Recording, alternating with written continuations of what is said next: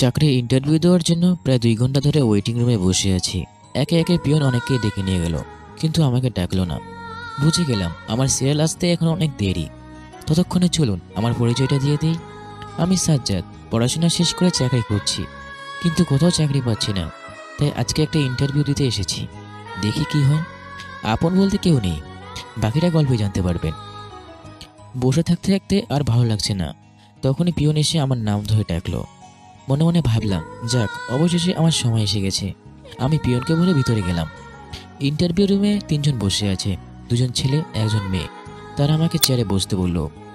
আমি বসে পড়লাম। তারপর তারা আমাকে প্রশ্ন করলো, সেগুলো উত্তর জানা থাকায় আমি দিয়ে দিলাম। আর আমার ইন্টারভিউ নিয়ে তারা খুব খুশি হয়েছেন। স্যার, ম্যাম, তাহলে আর চাকরিটা? আপনাকে মেল করে জানিয়ে দেওয়া হবে। ঠিক আছে, তাহলে আজ আমি আসি। তারপর আমাকে চলে যেতে বললো। আমি ইন্টারভিউ রুম থেকে বেরিয়ে রাস্তা দিয়ে হেঁটে হেঁটে বাসার দিকে যাচ্ছিলাম। তখনই ট্রাফিকের জ্যামে আটকে থাকা গাড়ির থেকে নজর পড়ল। সেই গাড়িতে আমার এক্স বসে আছে, যেটা কিনা আমার থেকে কেউ হয়তো বোধহয় আর ঘৃণা করে না। সে আমাকে ঘৃণা করে কিনা সেটা আমি জানি না। 3 বছরে আজকে আবারও তার দেখা পেলাম। ওর নাম হলো মায়া। জানি না কি কাজের জন্য এই শহরে এসেছে। মায়া আমাকে দেখার আগেই ওর চোখের থেকে আড়াল হয়ে গেলাম। তারপর বাসায় এসে ফ্রেশ হয়ে রান্না করতে লাগলাম। রান্না করার সময় হঠাৎ ফোনে একটা কল এলো। ফোনের দিকে তাকিয়ে দেখি সোহান ফোন দিয়েছে। সোহান হচ্ছে আমার ফ্রেন্ড। আজকে যে অফিসে ইন্টারভিউ দিতে এসেছিলাম সেখানে চাকরি করে। সোহানের কলটা রিসিভ করতেই ওপাশ থেকে বলতে লাগলো, হ্যালো, হ্যাঁ বল। কোথায় আছিস? তোকে তো অফিসে খুঁজে পাচ্ছি না। আমিও তো এই মাত্র বাসায় এসেছি। ইন্টারভিউ দিয়েছিস কি? দিয়েছে। ভালো করেছিস। তুই চিন্তা করিস না, আমি যেভাবে পারি ম্যামকে বলে তোর চাকরি নিয়ে দেব। ঠিক আছে। ম্যামের সাথে কথা বলে তোকে রাতে জানাবো, কেমন? তাহলে কাকার চায়ের দোকানে চলে আসিস, কেমন? ঠিক আছে। কলটা রেখে দিয়ে আমি আমার মতো রান্না করতে লাগলাম। খাবারের রান্না শেষ করে খাবার খেয়ে চলে গেলাম দোকানে। আমি আপাতত একটা দোকানে কাজ করি, বাসা ভাড়া আর খাবার চালানোর জন্য। তাছাড়া আমার কোনো খরচা নেই। দোকানে সকাল থেকে সন্ধ্যা পর্যন্ত কাজ করি, কিন্তু আজকে ইন্টারভিউ থাকার জন্য হাফ বেলা কাজ করলাম। সন্ধ্যা পর্যন্ত দোকানে কাজ করার পর কাকার চায়ের দোকানে চলে এলাম। কাকার চায়ের দোকানে এসে দেখি সোহান বসে আছে। আমি গিয়ে সোহানের পাশে বসলাম। সোহান আমার দিকে তাকিয়ে বলল, তোর কথা ম্যানেজারকে বলেছিলাম, বুঝেছিস? ম্যানেজার বলল ইন্টারভিউ ভালো দিলে অবশ্যই চাকরি পাবে এবং খারাপ দিলে পাবে না। ও। ম্যানেজার এটাও বলেছে যারা চাকরি পাবে তারা আজকের রাতে মেল পাবে, যারা যারা মেল পাবে তাদের 1 তারিখ থেকেই জয়েন করতে হবে। আজকে তো 25 তারিখ। তাই 1 তারিখ চাকরিতে জয়েন করতে বলেছে যারা চাকরি পাবে। তুই যদি পেয়ে যাস তাহলে 1 তারিখে সকালবেলা অফিসে চলে যাস, কেমন? ঠিক আছে। এইভাবে আরও অনেক ব্যাপারে কথা বলতে লাগলাম। রাত 9টা পর্যন্ত ওখান থেকে বাসায় চলে এলাম। বাসায় এসে ফ্রেশ হলাম, তারপর ডিনারটুকু করে ঘুমিয়ে গেলাম। সকালবেলা ঘুম থেকে উঠে ফ্রেশ হয়ে নাস্তা করে ফোনটা চার্জে দিতে যাব, তখনই দেখতে পেলাম একটা মেল এসেছে। মেলটা চেক করে দেখলাম, সেখানে লেখা আছে আমার চাকরিটা হয়ে গেছে এবং 1 তারিখ থেকে অফিসে যেতে বলেছে। এটা দেখে একটা দেরি না করে একটা স্ক্রিনশট নিয়ে সোহানকে মেসেজ করে পাঠিয়ে দিলাম। ফোনটা চার্জে দিলাম। 10টার দিকে ফোনটা চার্জ থেকে খুলে দোকানে চলে গেলাম। দোকানে গিয়ে ম্যানেজারকে বললাম 1 তারিখ থেকে আর আসবো না, আমার চাকরি হয়ে গেছে। এটা শুনে ম্যানেজার অনেক খুশি হলেন। সন্ধ্যায় দোকানে কাজ শেষ করে চলে গেলাম কাকার চায়ের দোকানে। এখানে এসে দেখি সোহান বসে আছে। তাহলে তোর চাকরিটা হয়েই গেল? হ্যাঁ, হয়ে গেল। 1 তারিখ থেকে জয়েন করব। একে ভালোই হয়েছে। আর এবং তোর অফিসে এক জায়গাতেই হয়েছে। হুম। তাহলে 1 তারিখে 9টার সময় অফিসে চলে যাস। হুম। তোর হাতে কোনো কাজ আছে? না, আমার এখন কোনো কাজ নেই। কেন? তাহলে চল কোথাও থেকে ঘুরে আসি, বসে থাকতে আর ভালো লাগছে না। রাত করে কোথায় যাবি? চল নদীর পাড়ে থেকে ঘুরে আসি। এখন যাবি? এখন। সোহান যেতে ছিল না, ওকে জোর করে নিয়ে গেলাম। নদীর পাড়ে কিছুক্ষণ বসে থেকে যে যার মতো বাসায় চলে এলাম। বাসায় এসে ডিনারটুকু করে ঘুমিয়ে গেলাম। পরের দিন সন্ধ্যায় দোকানের কাজ শেষ করে শপিং মলে গেলাম, কারণ আমার কিছু কেনাকাটা করার আছে। সেগুলো কেনাকাটা করে বাসায় চলে এলাম। আজকে আর কাকার চায়ের দোকানে গেলাম না। প্রতিদিনের মতো খাবার খেয়ে ঘুমিয়ে গেলাম। 1 তারিখ। ঘুম থেকে উঠে ফ্রেশ হয়ে নাস্তা করে রেডি হয়ে অফিসের উদ্দেশ্যে বেরিয়ে পড়লাম। আজকে একটু তাড়াতাড়ি বের হয়েছি। যত যাই হোক, আজকে অফিসের প্রথম দিন। দেরিতে গেলে সবাই কি বলবে সেটা জানি না। ঠিক 9টার সময় অফিসের ভিতরে প্রবেশ করলাম। অফিসে প্রবেশ করতেই পিয়ন আমার কাছে এসে বলল, আপনি কি এই অফিসে নতুন জয়েন করেছেন? হ্যাঁ, আমি এই অফিসে নতুন। তাহলে আমার সাথে আসুন। আমি পিয়নের সাথে যেতে লাগলাম। একটু পর পিয়ন আমাকে একটা রুমের ভিতরে বসিয়ে দিল। রুমটাতে আমি সহ 5 জন বসে আছি। সবার সাথে পরিচিত হলাম। পরিচিত হয়ে জানতে পারলাম এরা সবাই এখানে নতুন। তাদের সাথে গল্প করছিলাম, তখন একজন লোক এসে প্রবেশ করলো এবং আমাদের বলল, আপনারা সবাই বসুন। আমি আমার পরিচয়টা দিয়ে নেই। আমি হলাম এই অফিসের বস। আপনারা সবাই আমার আন্ডারে কাজ করবেন। আমি এত লোকের ভিতরে শুধুমাত্র আপনাদের 5 জনকে সিলেক্ট করেছি। আশা করি আপনারা সবাই ভালো মতো কাজ করবেন। আমি পিয়নকে বলে দিচ্ছি আপনাদের ডেস্কগুলো দেখিয়ে দিবে এবং একটু পর ম্যানেজার গিয়ে আপনাদের কাজ বুঝিয়ে দিবে। সবাই ভালো থাকবেন। বলে লোকটি চলে গেল। একটু পর পিয়ন এসে আমাদেরকে ডেস্ক দেখিয়ে দিল। আমি ডেস্ক গিয়ে বসলাম। তখনই সোহান আমার কাছে এসে বলল, বসে আছিস কেন? বসে না থেকে কি করব? কাজ জানি না তো। কেন তোকে এখনো কাজ বুঝিয়ে দিয়ে যায়নি? না, এখনো আমার কাছে আসেনি। চিন্তা করিস না, একটু পর এসে বুঝিয়ে দিয়ে যাবে। ততক্ষণ অপেক্ষা কর এবং কোনো সমস্যা হলে আমাকে বলবি। ঠিক আছে। তারপর সোহান চলে গেল। একটু পর ম্যানেজার এসে আমাকে আমার কাজ বুঝিয়ে দিয়ে গেল। কাজগুলো সহজ থাকায় আমি কাজগুলো করতে লাগলাম। তারপর একে একে কাজগুলো শেষ করতে লাগলাম। কাজগুলো করতে করতে লাঞ্চের টাইম হয়ে গেছে, টেরই পাইনি। সোহান এসে তখনই বলতে লাগলো। তারপর সোহানের সাথে গিয়ে লাঞ্চ করে আবার কাজে মনোযোগ দিলাম। কাজ করতে করতে বিকাল 4টা বেজে গেল। অফিস এখন ছুটি, সবাই চলে যাচ্ছে। তাই আমিও আমার সব কিছু গুছিয়ে নিয়ে বাসায় চলে এলাম। প্রথম দিনটা অফিস ভালোভাবেই কাটলো। বাসায় এসে ফ্রেশ হয়ে বাইরে কিছুক্ষণ আড্ডা দিয়ে বাসায় এসে ঘুমিয়ে পড়লাম। পরের দিন আমি এবং সোহান একসাথে অফিসে গেলাম। অফিসে গিয়ে দেখলাম বস সবাইকে মিটিং রুমে যেতে বলেছে। তাই আমি এবং সোহান মিটিং রুমে গেলাম। মিটিং রুমে গিয়ে আমি তো অবাক হলাম, কারণ মিটিং রুমে মায়া বসে থেকে বসের সাথে গল্প করছে। মায়া এখানে থাকবে আমি কখনো ভাবতে পারিনি। আমি শুধু মায়ার দিকে তাকিয়ে আছি এবং ভাবছি ও এখানে কিসের জন্য এসেছে। এত কি ভাবছিস? ওই মেয়েটাকে মায়াকে দেখিয়ে দিয়ে। উনি তো আমাদের এখানে নতুন বস। আজকে স্যার আমাদের সাথে সবার ওনার পরিচয় করিয়ে দিবেন। এই মেয়ে হবে আমাদের বস? হ্যাঁ, কেন, কি হয়েছে? না, কিছু হয়নি। এখন শোন স্যার কি বলে।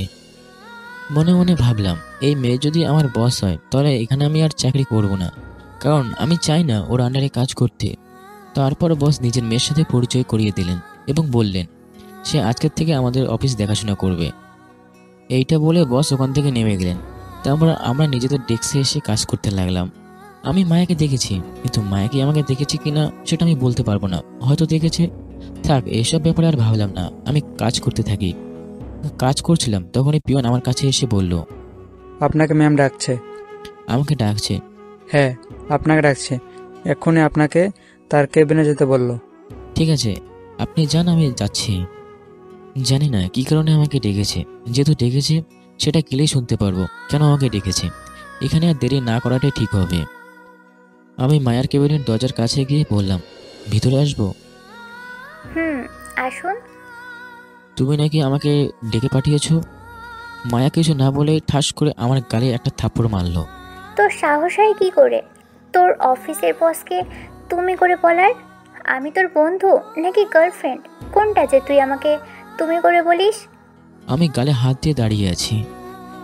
এরপর থেকে কখনোই আমাকে তুমি বলবি না। যদি বলিস তাহলে এর থেকে আরও খারাপ অবস্থা করব। নে, এখন এই পেপারে সাইন কর।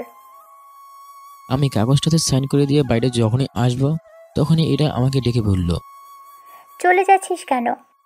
তাহলে কি করব? এই ফাইলগুলো 2 দিনের ভিতর রেডি করে দিবি। ধর। এত ফাইল 2 দিনের ভিতরে কিভাবে করব?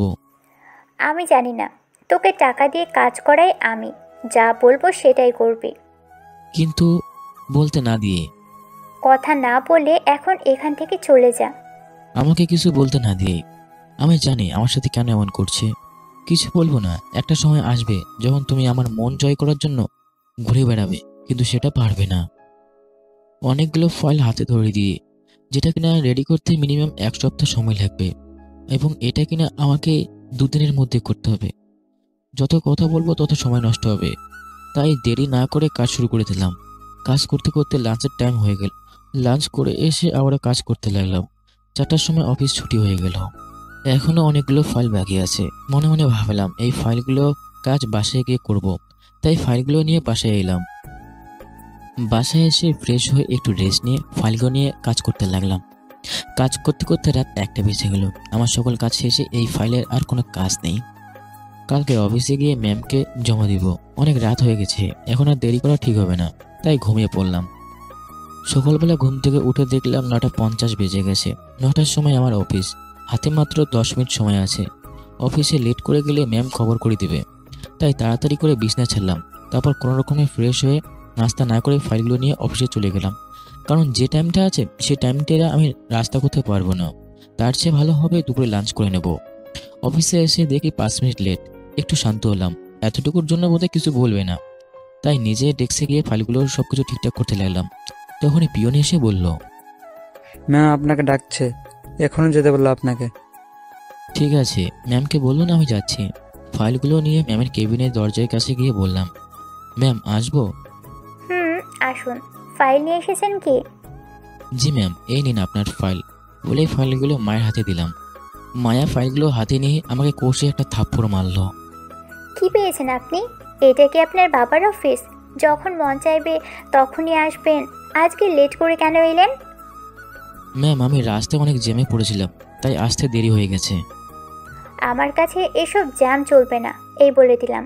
আজকের পর থেকে দেরি হলে আপনার খবর আছে। এখন বেরিয়ে যান আমার কেবিন থেকে।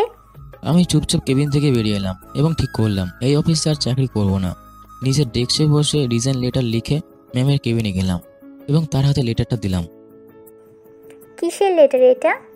আমি চাকরিটা ছেড়ে দেব, এখানে আর কাজ করব না। এটা আমার রিজাইন লেটার। আপনি বোধহয় ভুলে গেছেন, আপনি আমাদের সাথে চুক্তি করেছেন। আপনি 3 বছরের আগে চাকরি ছাড়লে জেলে যেতে হবে। আমি এমন কোনো প্রকার চুক্তি আপনাদের সাথে করেছি বলে আমার তো মনে পড়ছে না। তখনই মায়া আমার সামনে একটা কাগজ ধরিয়ে দিয়ে বলল, এটা ভালোভাবে পড়ুন। আমি এই কাগজটা পড়তে লাগলাম। স্পষ্ট লেখা আছে, আমি সাজ্জাদ বলছি, আমি এই কোম্পানির সাথে 3 বছরের চুক্তি করছি এবং এই 3 বছরের আগে আমি চাকরি ছেড়ে দিলে আমাকে জেলে যেতে হবে। নিজের স্বাক্ষর করা কাগজটা দেখে ছিঁড়তে যাব তখনই ওটা ছেড়ে লাভ নেই। এই কাগজ 1000টা ফটোকপি আছে আমার কাছে, যত ছিড়বে তত বের হবে। আপনি আমার স্বাক্ষর কখন নিয়েছেন? মনে পড়ে, কালকে তুমি কয়েকটা কাজের ফাইলে স্বাক্ষর করেছিলে, সেখানে এটাও ছিল। যত যাই করুন, আমি আপনার সাথে কাজ করব না। যতই চেষ্টা করো না কেন, তুমি এই চাকরি ছাড়তে পারবে না, বুঝেছো? তুমি আমাদের সাথে চুক্তি করেছো। এখন বেশি কথা না বলে নিজের ডেস্কে গিয়ে বসে কাজ করো। আমি মায়ের কেবিন থেকে বেরিয়ে নিজেকে গালি দিতে লাগলাম। কালকে কেন যে স্বাক্ষর করার সময় দেখলাম না। যাই হোক, এখন আর কিছু করার নেই। নিজের ডেস্কে বসে কাজ করতেছিলাম, তখন সোহান আমার কাছে এসে বলল, ম্যাম তোর সাথে এমন ব্যবহার করলো কেন? কেমন ব্যবহার করলো? না জানার ভান করছি। থাক, এখন আর ভাবতে হবে না। বল, ওই রকম কেন করলো? আরে না, কিছুই করেনি, একটু লেট করে আসার জন্য কথা শুনিয়েছে আর কি।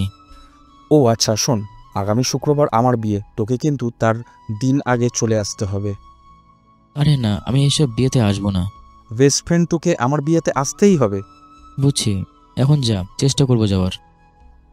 চেষ্টা করলে চলবে না, তোকে আসতেই হবে। কি করব বুঝতে পারছি না। আমার এমনি তো এসব বিয়ে টিয়ে ভালো লাগে না, তারপরে ওপর আমার বেস্ট ফ্রেন্ড, নাও করতে পারবো না। অনেকক্ষণ ভেবেচিন্তে বললাম, ঠিক আছে যাব, তবে একটা শর্ত আছে। এখন আবার কিসের শর্ত? আমি বিয়ের দিনই যাব, সেদিন থেকেই চলে আসব। কেন, বিয়ের আগের দিন আসবি? না, আমি বিয়ের আগের দিন আসতে পারবো না, আমার অনেক কাজ থাকে, তুই জানিস না।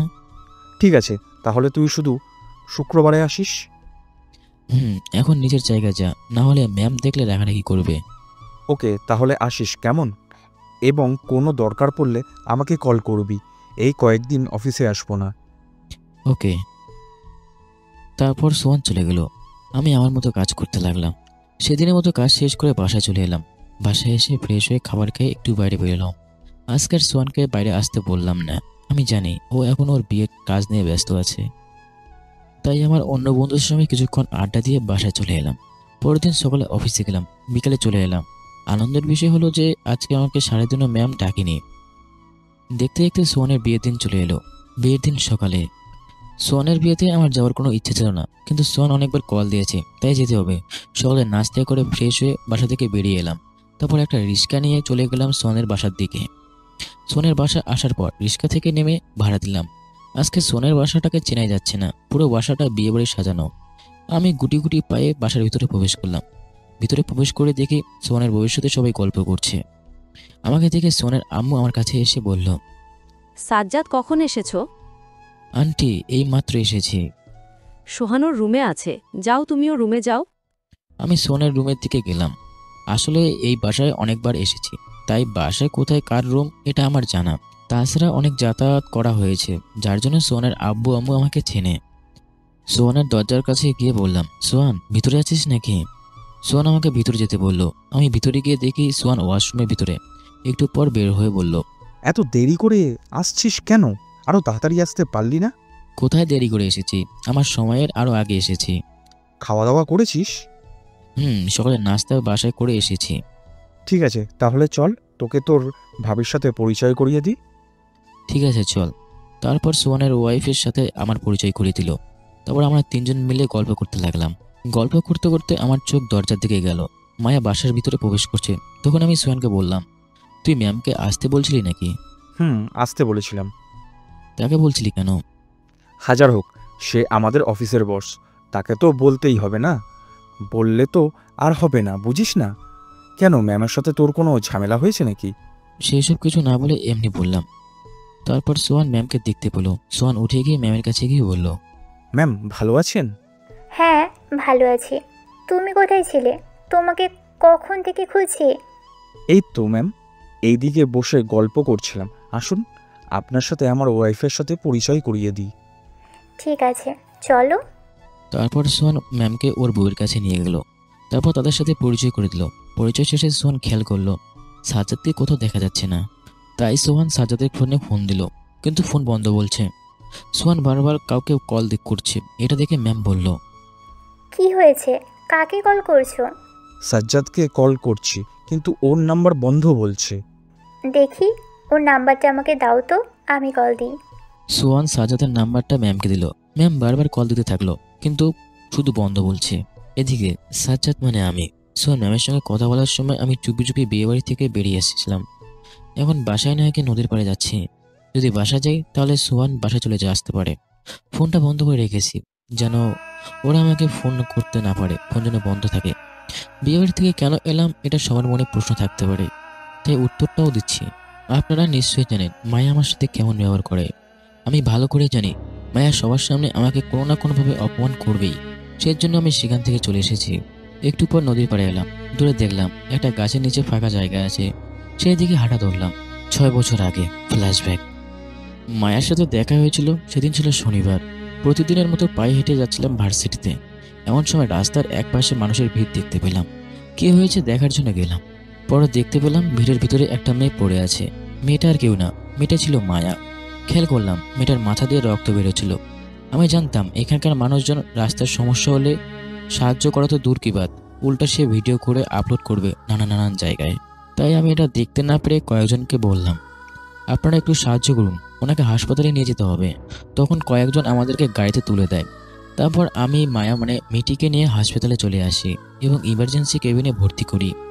সেদিনের মতো আর কলেজে যেতে পারলাম না, থাকতে হলো হাসপাতালে। অনেকক্ষণ পর মেয়েটির জ্ঞান ফিরল। আপনার বাসার কারোর নাম্বার বলুন, তাদের খবর দেই। আপনার ফোনটা দিন। আমি মেয়েটিকে ফোনটা দিলাম। সে ফোন নিয়ে কাকে যেন ফোন দিয়ে আসতে বলল। কথা বলে আবার আমাকে ফোনটা ফিরিয়ে দিয়ে বলল, ধন্যবাদ। আপনি যদি না থাকতেন তাহলে আমার কী যে হতো। এটা কোনো ব্যাপার না, আমি না থাকলে অন্য কেউ থাকলে আপনাকে এসে সাহায্য করতো। আচ্ছা, আপনার নাম কি? আমার নাম সাজ্জাদ। আপনার নাম কি? আমার নাম মায়া। আপনার এই অবস্থা কি করে হলো? আসলে কলেজ যাওয়ার সময় হঠাৎ করে একটা বাইকে এসে ধাক্কা মেরে দিয়ে চলে যায়। ঠিক আছে, তাদের আসা পর্যন্ত আমি আছি, আপনি চিন্তা করবেন না। একটা কথা জিজ্ঞাসা করব? বলুন, কি বলবেন? আপনি এখানে নতুন নাকি? না মানে এর আগে তো আপনাকে এখানে কখনো দেখিনি। আসলে আমি এই জায়গায় নতুন এসেছি, 1 মাস হলো আমার বোনের বাসায় এসেছি এবং এখন থেকে এখানেই পড়াশোনা করব। ও, বুঝলাম। আমাদের কথা বলতে বলতে মায়ের পরিবারের লোকজন এসে গেছে। মায়ের বোন হুড়মুড়িয়ে করে তার কাছে গিয়ে বলল, মায়া বোন, কি হয়েছে তোর? তুই হাসপাতালে কেন? তেমন কিছু না, মাথায় একটু আঘাত পেয়েছি, এটাই। তারা দুই বোন মিলে অনেক কথা বলছে, কীভাবে এসব হলো। আমি তখন ক্যাবিনেট থেকে বাইরে এসে মায়েরকে হাত দিয়ে বিদায় জানিয়ে দিয়ে ওখান থেকে চলে আসলাম সোজা বাসায়। আজকে তো আর কলেজে যেতে পারলাম না। বাসায় এসে ফ্রেশ হয়ে রান্না করে খাবার খেয়ে নিলাম, তারপর একটু ঘুমালাম। সেদিন সারা দিন আর বাসা থেকে বের হলাম না। কয়েকদিন পর রাস্তা দিয়ে হাঁটছি, কলেজে যাচ্ছিলাম, তখন হঠাৎ করে পিছন থেকে আমাকে কেউ ডাক দিল। পিছনে তাকিয়ে দেখি মায়া আসছে। মায়া দেখে একটু দাঁড়ালাম, তখন মায়া আমার কাছে এসে বলল, সেদিন হাসপাতাল থেকে সবার সাথে কথা না বলে চলে এলেন কেন? এমনি চলে এসেছিলাম। আর এখন আপনার শরীর কেমন আছে? হুম, এখন আমার শরীর অনেক ভালো। আচ্ছা, আপনি কি করেন? আমি পড়াশোনা করি এবং টিউশনি করি। কিসে পড়েন? আমি কলেজ ইন্টার ফাইনাল ইয়ার পড়ি। আপনি কিসে পড়েন? আরে, আমিও ওখানেই পড়ি এবং সেই ইয়ারেই। তাহলে তো ভালোই। আচ্ছা, আমরা কি ফ্রেন্ড হতে পারি? কেন? এমনি। আপনার কোনো সমস্যা আছে নাকি? না, আমার কোনো সমস্যা নেই। তাহলে আমরা বন্ধু হতে পারি, তাই না? হওয়া যেতেই পারে। তাহলে কিন্তু তুমি করে বলতে হবে। তুমি না বললে ভালো হবে। কেন তুমি করে বলতে চাও? আমার কাছে আপনিটাই ঠিক লাগছে। না, এসব আপনি কথা এখানে চলবে না। বন্ধু যেহেতু হয়েছো, সো তুমি করেই বলতে হবে। ঠিক আছে, এখন থেকে তুমি করেই বলবো। এই তো, ভালো ছেলে। আচ্ছা, তোমার বাসায় কে কে আছে?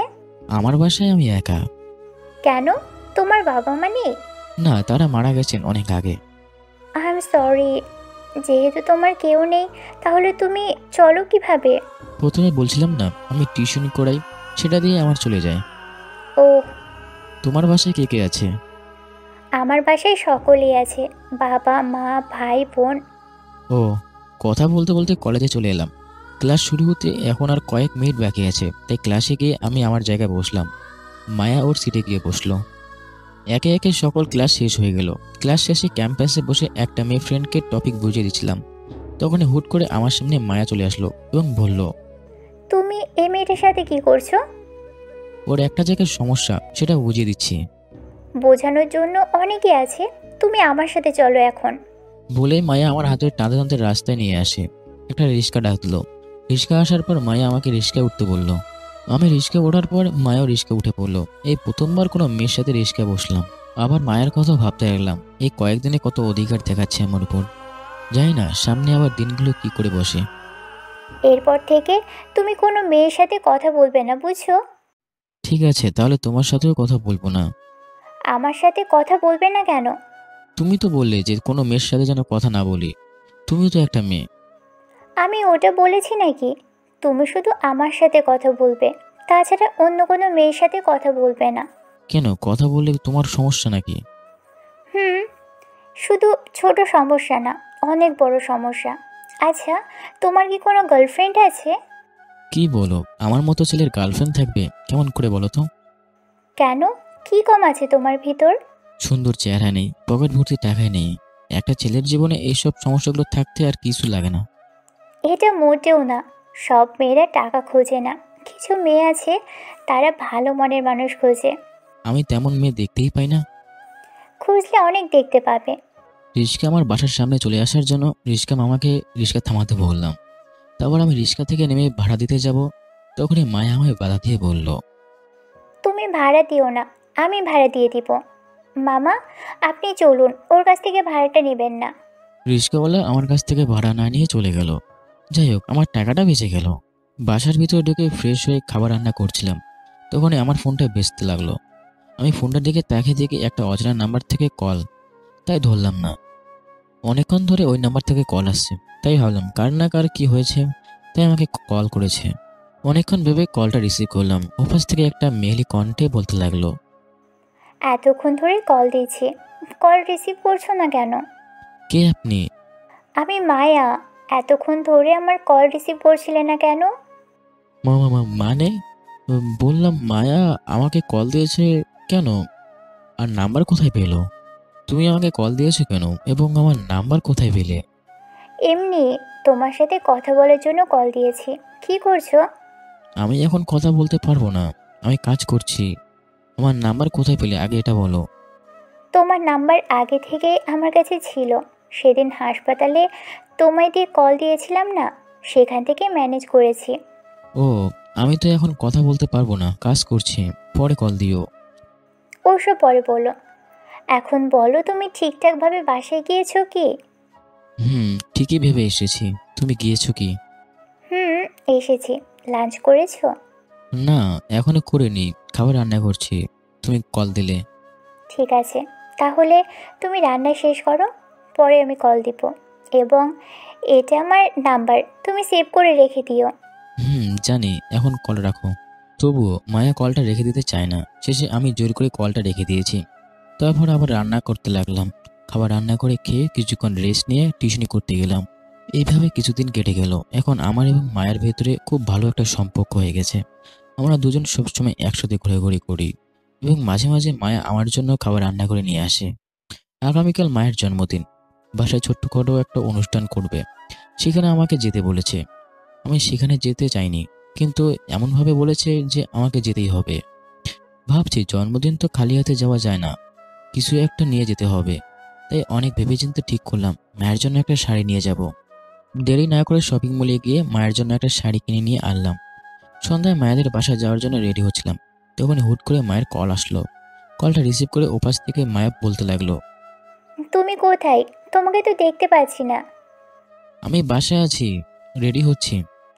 এখন রেডি হয়েছো? তাড়াতাড়ি করে এসো। তুমি থাকো, আমি আসছি। তাড়াতাড়ি এসো। বলেই কলটা কেটে দিলাম। আমি জানি না এই মেয়েটা আমার জন্য এত পাগল কেন। যাই হোক, রেডি হয়ে মায়াদের বাসার দিকে যেতে লাগলাম। একটু পর মায়া বাসায় চলে আসলাম।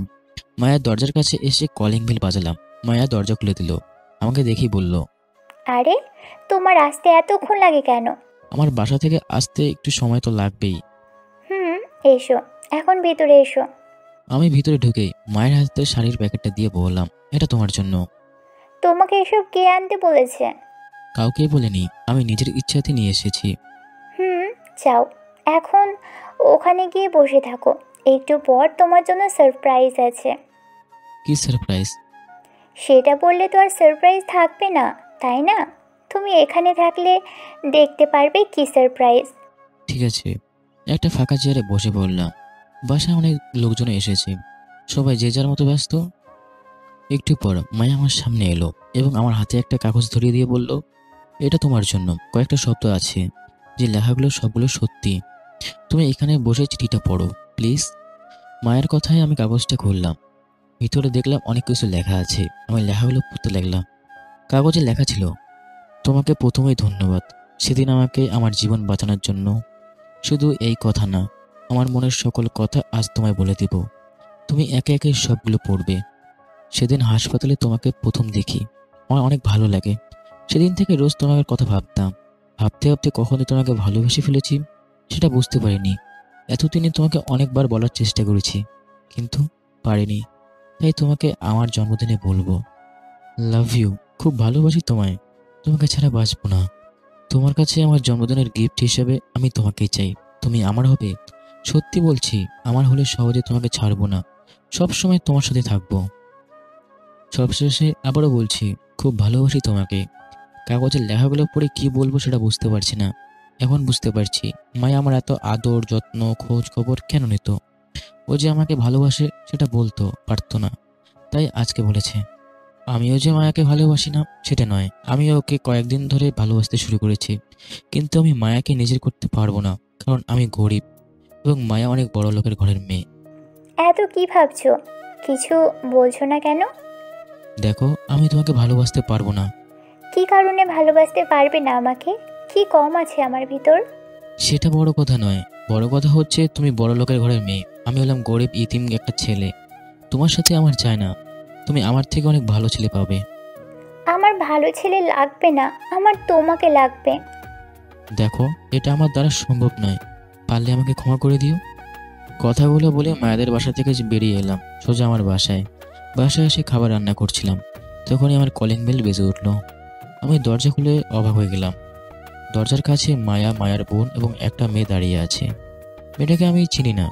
মেয়েটা আমার দিকে তাকিয়ে বলল, মায়া কান্না করছে। মায়ার বোন আমাকে দেখেই বলতে শুরু করলো, এই কাজ কিভাবে করলে? আমি কি করেছি? আমার বোন ছোট থেকে যা চেয়েছে সেটা আমরা দিয়েছি, কিন্তু এবার ও তোমাকে চেয়েছে এবং তুমি কিনা ওকে এভাবে কষ্ট দিচ্ছে।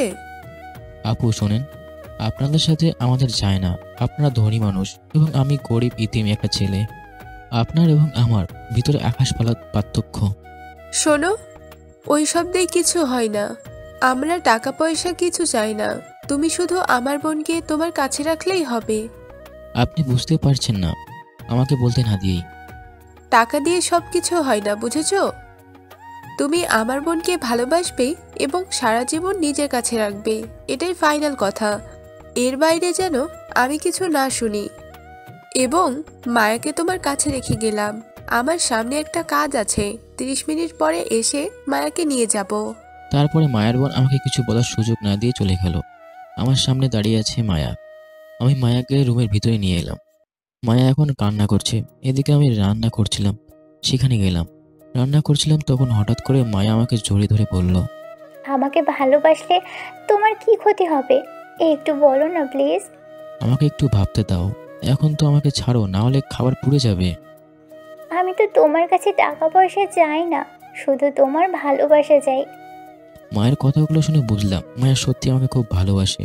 অনেক চিন্তা করলাম, মাকে কষ্ট দেওয়াটা ঠিক হবে না। ভালোবাসতে পারি, তবে কয়েকটা শর্ত আছে। বলো বলো কি শর্ত? আমি তোমার সব শর্তে রাজি। প্রথম শর্ত, বিয়ের জন্য চাপ দেওয়া যাবে না। পড়াশোনা শেষ করে চাকরি পাবো, তারপর বিয়ে করব। তুমি যা বলবে তাই হবে। দ্বিতীয় শর্ত, আমাকে ছেড়ে যাওয়া যাবে না। আমি তোমাকে ভালোবাসি এবং তোমার সাথে সারা জীবন থাকতে চাই। আমি তোমাকে ছেড়ে কোথায় যাব বলো? আর একটা হলো 5 ওয়াক্ত নামাজ পড়তে হবে। তুমি যা বলবে তাই হবে। আমার এই পর্যন্ত আর কোনো শর্ত নেই। এগুলো মানতে পারলে আমি তোমাকে ভালোবাসবো। মানলে ভালোবাসবে মানে? এখন থেকেই ভালোবাসা শুরু করে দিয়েছো বলো। আমি তোমার সকল শর্তে রাজি। তাহলে আমার ভালোবাসতে কোনো সমস্যা নেই। তাহলে আসল কথাটা তো বললে না। কোন কথা? তোমাকে যে চিঠিতে বললাম তার উত্তর দাও। আমি বুঝতে বাকি থাকলেও মায়া কিসের কথা বলছে, তাই মায়াকে জড়িয়ে ধরে বুকের ভিতরে কানে কানে বললাম, আই লাভ ইউ টু। এটা শুনে মায়া খুব খুশিতে আমাকে জড়িয়ে ধরলো। আমিও মায়াকে জড়িয়ে ধরলাম। তারপর থেকে শুরু হলো আমাদের ভালোবাসার দিনগুলো। আমরা রোজ একসাথে কলেজে যেতাম, একসাথে ক্লাসে বসতাম, পড়াশোনা করতাম। প্রতিদিন সপ্তাহগুলো বেশ যেতাম। মায়া ওর কয়টা বান্ধবীর সাথে আমাকে পরিচয় করে দিয়েছিল।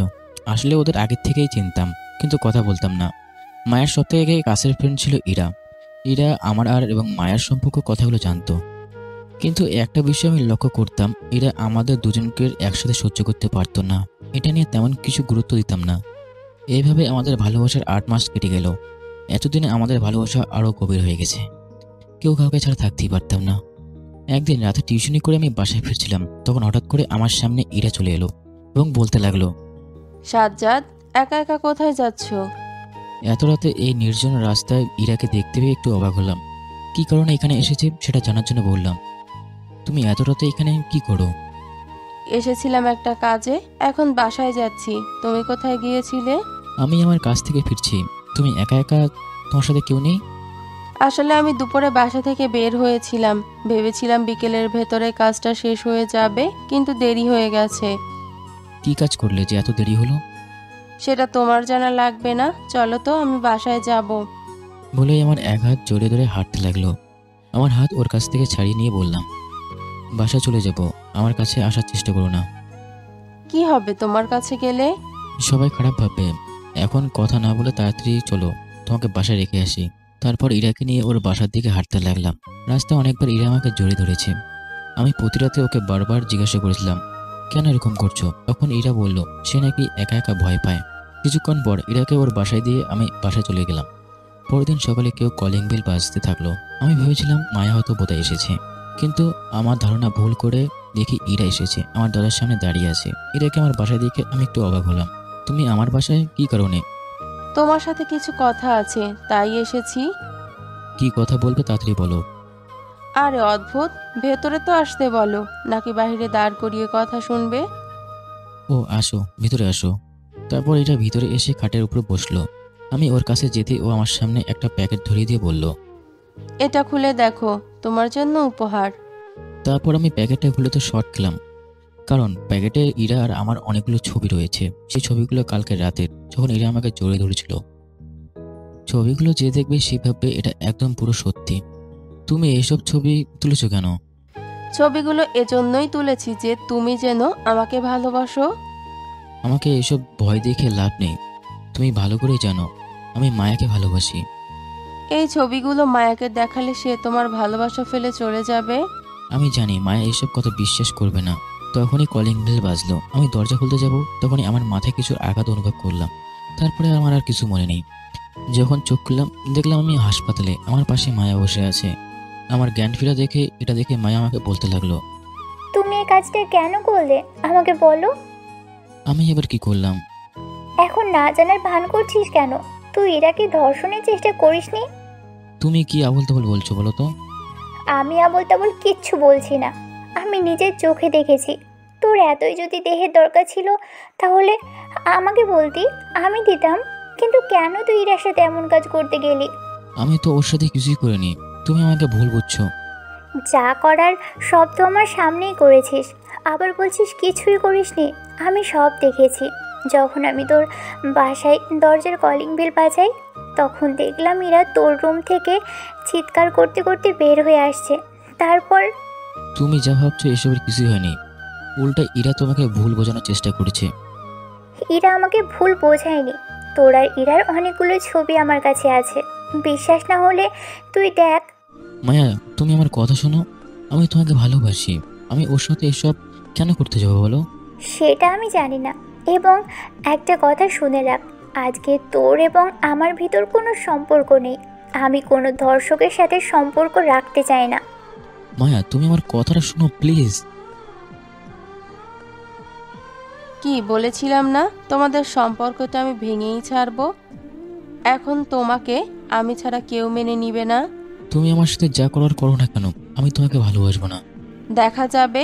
তার আগে বলি আমি কি করেছি, যেটা দেখে মায়ার ভালোবাসা চলে গেল। সত্যি করে বলো তুমি কি করেছিলে? যখন কলিং বেল বাজলো তখন আমি বুঝে গেলাম যে মায়া এসে গেছে। তখনই তোমাদের সম্পর্ক আলাদা এবং তোমার নিজের করা বুদ্ধিটা আমি করে নিলাম। সাথে সাথে আমি আমার জামার কিছু অংশ ছিঁড়ে তোমার মাথায় আঘাত দিয়ে কিছুক্ষণ চিৎকার করে দরজা খুলে বের হয়ে এসেছিলাম। ব্যাস, এ পর্যন্তই। এতেই তোমাদের ভালোবাসা শেষ? ভালো করেছো, তবুও আমাকে পাবে না। সেটা দেখা যাবে। বলেই ইরা চলে গেল। আমার কাছে এখন সবকিছু পরিষ্কার হয়ে গেল যে মায়া কেন আমাকে ছেড়ে গেল। এখন যেভাবেই হোক মায়াকে আসল কিছু সবকিছু বুঝে বলতে হবে, নাহলে সারা জীবনের জন্য এই অপবাদ নিয়ে থাকতে হবে। আমি মায়ের নাম্বারে কল করলাম কিন্তু ধরলো না। অনেকবার কল দেওয়ার পর কলটা রিসিভ করলো। আমি কিছু বলার আগে মায়া বলল, আমাকে কল করছো কেন? এরপর যদি আমাকে আবার কল করো তাহলে আমি আত্মহত্যা করব। বলেই কলটা কেটে দিল। আমি কি করবো ভালো করে বুঝতেও পারছি না। মায়া আমার উপর কোনো প্রকার বিশ্বাস নেই, তাই এমন করছে। যেখানে বিশ্বাস নেই সেখানে আর যাই হোক ভালোবাসা হয় না। ঠিক করলাম এখানে আর থাকবো না। এখানে তাহলে শুধু শুধু সবার কথা মনে পড়বে, কষ্ট পাবো। তার চেয়ে বরং এখান থেকে দূরে চলে যাব। তাই করলাম। বাসায় গিয়ে কাপড় চোপড় গুছিয়ে নিয়ে বেরিয়ে পড়লাম। বাসে ওঠার আগে মায়াকে মেসেজ করলাম, আজকে আমাকে বিশ্বাস করতে পারছো না দেখে এমনটা বলছো, কিন্তু একদিন তুমি সত্যিটা জানবে। সেদিন আমি তো আর সহজে হব না। এতে তুমি যত চেষ্টা করো না কেন আমি তোমাকে সহজে ক্ষমা করব না। এতদিন তোমাকে আমি ভালোবেসেছিলাম, কিন্তু এখন তোমাকে ঘৃণা করি। এতটা ঘৃণা যেটা তোমাকে বলে বোঝাতে পারবো না। তারপরে বাসে উঠে বসলাম, চলে এলাম এই শহরে। এবার চলুন বর্তমানে ফিরে যাক। বর্তমান ঘটনা শুনে ছোট ভাই রাকিব বলল, আপনার জীবনে এত ঘটনা ঘটে গেছে, এটা আমি জানতামও না। বাদ দে এসব, ওদের নিয়ে আমি কোনো কথা বলতে চাই না। কিন্তু এটা বলতে হবে, এরা এই কাজের জন্য উচিত শাস্তি পেয়েছে। বললাম তো বাদ দে এসব, এবং কাউকে এই কথা বলবি না, কেমন? আরে ভাই, আপনি নিশ্চিত থাকুন, কেউ জানতে পারবে না। যদি ওরা আসে বলবি আমি নেই। আচ্ছা ভাই, এখন তাহলে ফ্রেশ হয়ে নেন, তারপর চলেন খাবার খেয়ে আসি। আচ্ছা। তারপর আমি গিয়ে ফ্রেশ হয়ে নিলাম। ফ্রেশ হয়ে রাকিবদের সাথে গিয়ে খাবার খেয়ে নিলাম। খাবার শেষ করে রুমে এসে ঘুমিয়ে পড়লাম। অন্যদিকে মায়া নিজের রুমে বসে বসে কাঁদছে এবং বলছে, আমার জন্যই সাজ্জাদ আজ ও অন্য জায়গায় চলে গেছে। যাবে না কেন? আমি ওর সাথে যে ব্যবহার করেছি সেটা করা উচিত হয়নি। তখনই মায়ার রুমে ওর একজন বান্ধবী মোহনা এলো। এসে দেখলো মায়া বিছনায় শুয়ে কান্না করছে। কি হয়েছে? তুই এভাবে কান্না করছিস কেন? মায়া কিছু বলছে না, শুধু কান্না করে যাচ্ছে। এখন কান্না থামা, আগে পানি খেয়ে নে। মায়া অল্প পরিমাণ পানি খেয়ে নিল, তারপর আবারও কান্না করতে লাগলো। এসব দেখে মোহনাও কি বলবে কিছু বুঝতে পারছে না। তুই এভাবে কান্না করছিস কেন? আমাকে বল, কি হয়েছে? আমি আবার ওকে হারিয়ে ফেলেছি। তুই কাকে হারিয়ে ফেলেছিস? আমি সাজ্জাদকে আবার হারিয়ে ফেলেছি। সকাল থেকে ওর ওর কোনো খোঁজ পাচ্ছি না। তুই চিন্তা করিস না, খুব তাড়াতাড়ি ওকে পেয়ে যাবে। শুধু আল্লাহর উপর ভরসা রাখ। মায়া কিছু না বলে কান্না করেই চলছে। মোহনা অনেক বোঝানোর চেষ্টা করছে, কিন্তু কিছুতে ওর কান্না থামছে না। সাজ্জাদ আবার চলে গেল কেন? এখানে সব আমার দোষ। আমি ওকে খুব কষ্ট দিতাম, অপমান করতাম, যার জন্য আজ আবার আমাকে ফেলে চলে গেছে। ওকে এসব কে করতে বলেছিল বলো তো? রাগের মাথায় সব বলে ফেলতাম। এভাবে কাঞ্জা করলে হবে না, ওকে আমাদের খুঁজে বের করতে হবে। কোথায় যাব? চল সাজ্জাদকে খুঁজতে। মোহনা আগের থেকেই জানে মায়া এবং সাজ্জাদের ভালোবাসার কথা, তাই আর বলেনি যে কি হয়েছিল। মোহনা মায়ার কান্না থামিয়ে ওয়াশরুমে পাঠিয়ে দেয়। মায়া ফ্রেশ হয়ে বের হলো। ওরা দুজন সাজ্জাদকে খুঁজতে বেরিয়ে পড়ে। এদিকে আমি ঘুম থেকে উঠে দেখি প্রায় সন্ধ্যা হয়ে এসেছে। রুমের চারিদিকটা তাকে দেখলাম, রাকিব নেই, তার মানে বাইরে কোথাও গিয়েছে। কিন্তু আমার এখান থেকে বের হওয়া যাবে না, বলা তো যায় না যে কোন সময় সোহান অথবা মায়া এখানে চলে আসতে পারে। তাই আমি রুমের ভিতরে চুপচাপ বসে থাকতে লাগলাম। একটু পর রাকিব এলো। কোথায় গিয়েছিলি? এই তো একটু বাইরে গিয়েছিলাম একটা কাজে। আমি কিছু বলতে যাব, তখনই আমার চোখ গেল জানলার বাইরে। দেখলাম সোহান, মায়া এবং ওদের সাথে আর একটা মেয়ে এদিকে আসছে। রাকিব, আমি ওয়াশরুমে লুকিয়ে থাকবো। কেন ভাইয়া, কি হয়েছে? সোহান আসছে, তাই আমাকে একটু লুকিয়ে থাকতে হবে। ওরা তোর কাছে আর জিজ্ঞাসা করলে বলবি জানি না। আপনি চিন্তা করবেন না, আমি সব দেখে নেব। আমি বেশি কিছু না বলে ওয়াশরুমে ঢুকে গেলাম, কারণ এখানে ওয়াশরুম ছাড়া লুকিয়ে থাকার মতো কোনো কিছু নেই। অন্যদিকে সোহান, মায়া এবং মোহনা রাকিবের হোস্টেলে চলে এসেছে। রাকিবের রুমের সামনে গিয়ে রাকিবের দরজা নক করলো। রাকিব দরজা খুলে ওদের দেখে এমন ভাব ধরলো এবং বলল, আরে ভাই, আপনার এখানে? আসতে হয়েছে একটা জরুরি কাজে। ভাইয়া বলুন, কি কাজ? তোকে তো বলেছিলাম সাজ্জাদকে কোথাও খুঁজে পাচ্ছি না, তাই দেখতে এলাম তোর এখানে এসেছে নাকি। ভাইয়া, আমি তো আপনাকে ফোনে বললাম সাজ্জাদ ভাই আমার এখানে আসেনি। আরে রাগ করিস না, ওকে না পেলে মায়া পাগল হয়ে যাবে। এই কয়েক ঘন্টায় মায়ের অবস্থা কি হয়েছে দেখতে পাচ্ছিস। রাকিব মায়ার দিকে তাকিয়ে দেখলো মায়া এখানেও দাঁড়িয়ে আছে আর কান্না করছে। তাই রাকিব বলল, ঠিক আছে ভাইয়া, আমি ওনার খোঁজ পেলে আপনাদের জানাবো। ঠিক আছে, জানাস। এখন তাহলে আমরা আসি। এই বলে ওরা তিনজন চলে গেল। এদিকে আমি ওয়াশরুমের ভিতরে বসে ওদের সকল কথা শুনছি আর দেখছি। ওয়াশরুমের দরজা হালকা ফাঁক দিয়ে মায়াকে দেখলাম কান্না করছে। সত্যি বলতে এটা দেখে আমার অনেক ভালো লাগছে। এখন মায়া বুঝবে আপন মানুষকে আঘাত বা হারিয়ে ফেললে কেমন লাগে, এবং আমি মায়াকে আরও কঠিন শাস্তি দেব। এটা তো কিছুই না, এর চেয়েও বড় শাস্তি ওর জন্য অপেক্ষা করছে। ওয়াশরুম থেকে বের হয়ে দরজা লাগিয়ে দিলাম। তখনই রাকিব বলল, ভাইয়া, সোহান ভাইয়া আপনার ব্যাপারে বলছিল।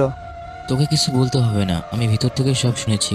তুই শুধু এটাই করবি, কেউ যদি আমার খবর নিতে আসে ঠিক এভাবে না করে দিবি। এটাতে আপনি নিশ্চিত থাকুন, আমি থাকতে আপনার খবর আর কেউ জানবে না। আমি আর কিছু বললাম না, রুমের ভিতরে বসে দুজন মিলে গল্প করতে লাগলাম। রাত 9টার সময় আমি ফোনটা চালু করলাম। চালু করার সাথে সাথে দেখতে পেলাম মায়ের অনেকগুলো মেসেজ এসেছে, সাথে সোহানও অনেকগুলো মেসেজ করেছে। মেসেজগুলো চেক করছিলাম, তখন সোহানের কল এলো।